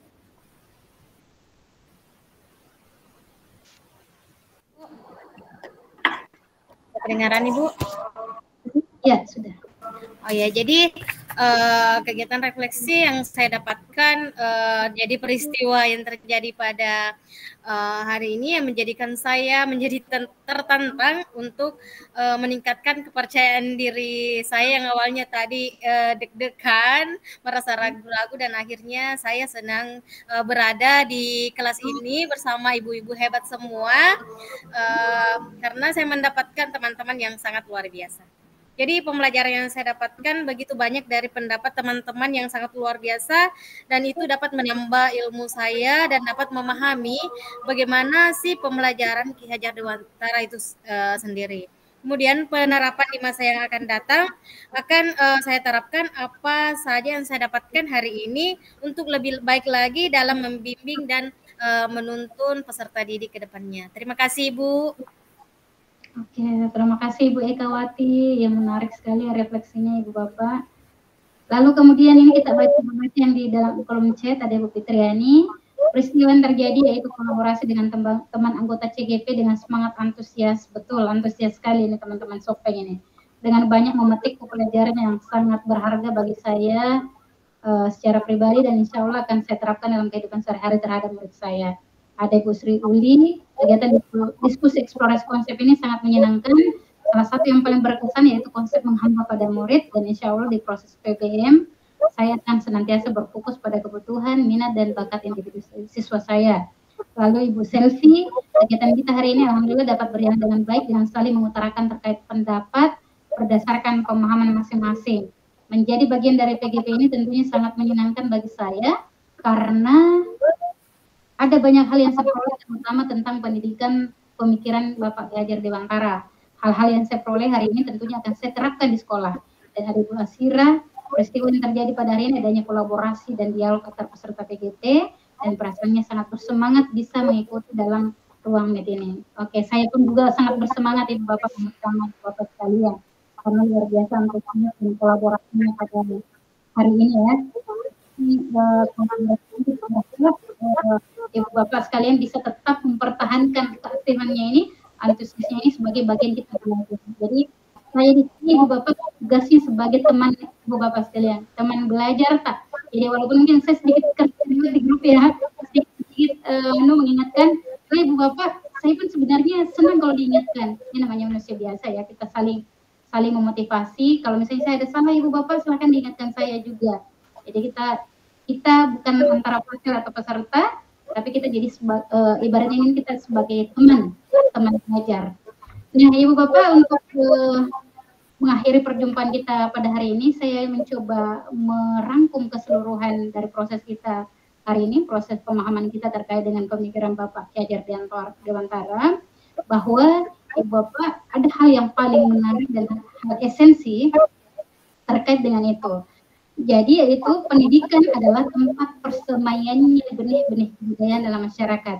Nah, dari Bapak Ki Hajar Dewantara sendiri mengatakan dan memberikan keyakinan bahwa untuk menciptakan manusia Indonesia yang beradab, maka pendidikan menjadi salah satu kunci utama untuk mencapainya. Jadi ini pendidikan ini adalah kunci utamanya.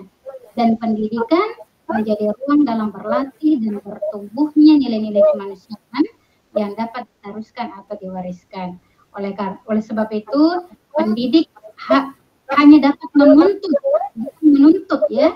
Jadi menuntun tumbuh atau hidupnya kekuatan kodrat yang ada pada anak-anak agar dapat memperbaiki lakunya. Bukan dasarnya yang diperbaiki, tapi lakunya.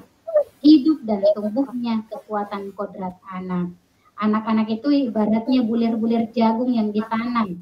Bila jagung yang ditempatkan di tanah yang subur, mendapatkan sinar matahari dan pengairan yang baik, maka meskipun biji jagung itu adalah bibit jagung yang kurang baik atau kurang berkualitas, tetapi dapat tumbuh dengan baik karena perhatian dan perawatan dari Pak Tadi atau Pak Guru kita. Jadi walaupun anak-anak kita tidak punya kompetensi dalam hal pengetahuan mereka dalam mata pelajaran kita, ketika kita dorong mereka, kita perlakukan mereka sesuai dengan kebutuhannya, mereka akan tumbuh sesuai kodrat mereka. Nah, Ibu Bapak, ini juga penekanan bahwa Bapak Ki Hajar Dewantara menjelaskan bahwa dasar pendidikan anak berhubungan dengan kodrat alam dan kodrat samannya, karena kodrat alam itu berkaitan dengan sifat dan bentuk lingkungan di mana anak berada, dan kodrat saman itu berkaitan dengan isi dan iramanya. Lalu kemudian yang terakhir bahwa Bapak Ki Hajar Dewantara juga menekankan pertumbuhannya budi pekerti, watak atau karakter anak sebagai perpaduan antara gerak pikirannya, perasaan atau kehendak serta kemauan sehingga menimbulkan tenaga. Budi pekerti dapat diartikan sebagai perpaduan antara cipta. Cipta itu berkaitan dengan kognitif, lalu kasa itu berkaitan dengan afektifnya, sehingga menciptakan karya. Karya itu apa Ibu Bapak? Itu adalah berkaitan dengan psikomotornya atau keterampilannya. Lalu kemudian perpaduan yang harmonis itu menghasilkan budi pekerti. Nah, keluarga juga menjadi tempat bersemainya pendidikan. Jadi bukan hanya di lingkungan pendidikan, tetapi juga keluarga, agar mereka bisa melatih kecerdasan budi pekerti itu. Nah, ini ada hal-hal yang penting untuk menjadi penekanan kita dalam pembelajaran di eksplorasi konsep ini. Dan yang paling penting Ibu Bapak, perjalanan Ibu Bapak CGP tidak berhenti sampai di sini. Ini menjadi awal kita dan menjadi pemikir andal bagi diri dan murid-murid kita.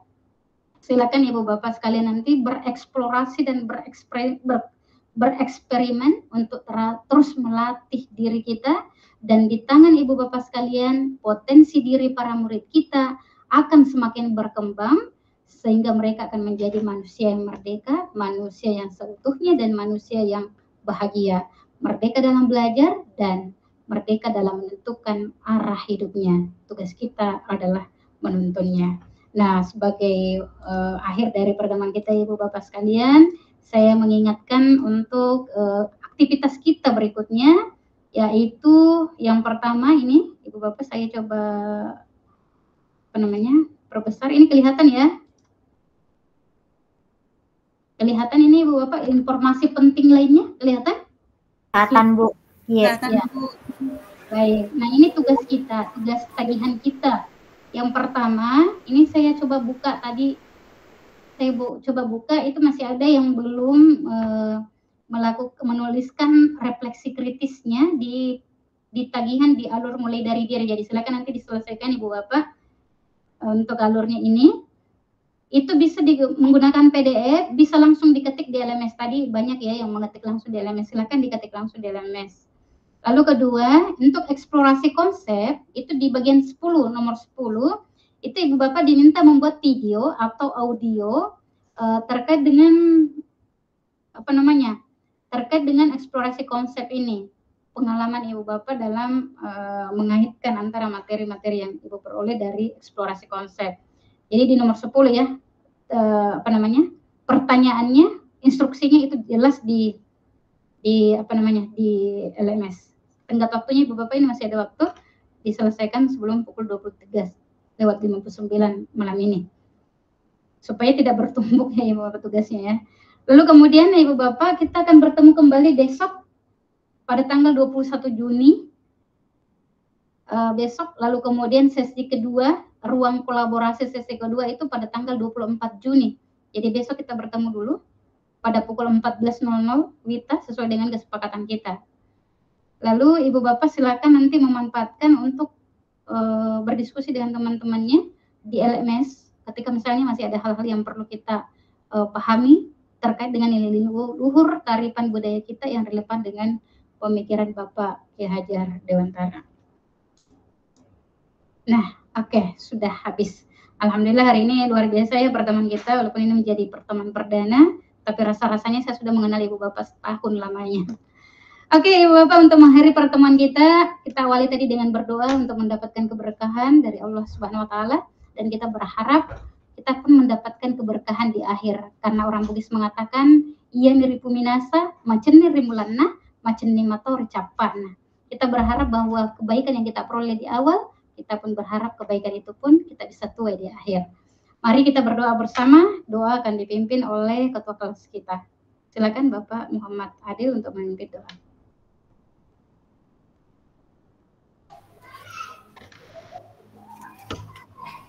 Terima kasih Bu.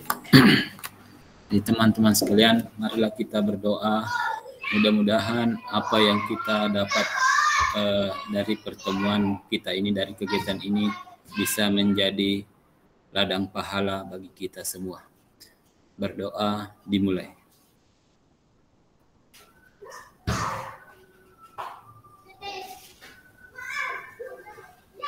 Selesai. Terima kasih Ibu. Ya, sama-sama Bapak Adil. Baik Ibu Bapak, untuk mengakhiri pertemuan kita hari ini, alangkah baiknya kita meresmikan pertemuan kita dengan berfoto bersama. Barangkali ada yang ingin menguploadnya sebagai pertemuan pertama di media sosial masing-masing. Ini untuk memotivasi rekan-rekan kita ya untuk ikut sama-sama di pendidikan tersebut. Baik, silakan ambil gaya Ibu Bapak, saya akan screenshot. Bebas, silakan. Oke, boleh literasi, boleh cinta, boleh pokoknya bebas. Kita mulai 1, 2. Oke, saya kirim dulu ya. Tahan dulu. Masih boleh 1 kali. Saya kirim dulu. Oke, tunggu ya. 1 kali lagi dengan model yang lain. Oke, 1, 2. Oke. Ya, nanti fotonya saya kirim ke grup Ibu Bapak tadi. Ya, Bu. Baik Ibu Bapak, terima kasih atas pertemuan hari ini yang luar biasa. Salam bahagia, jaga irama, jaga semangat, dan jaga sehat. Saya Rahmaniar, pamit undur diri. Assalamualaikum warahmatullahi wabarakatuh. Waalaikumsalam warahmatullahi wabarakatuh. Terima kasih Bu. Sama-sama.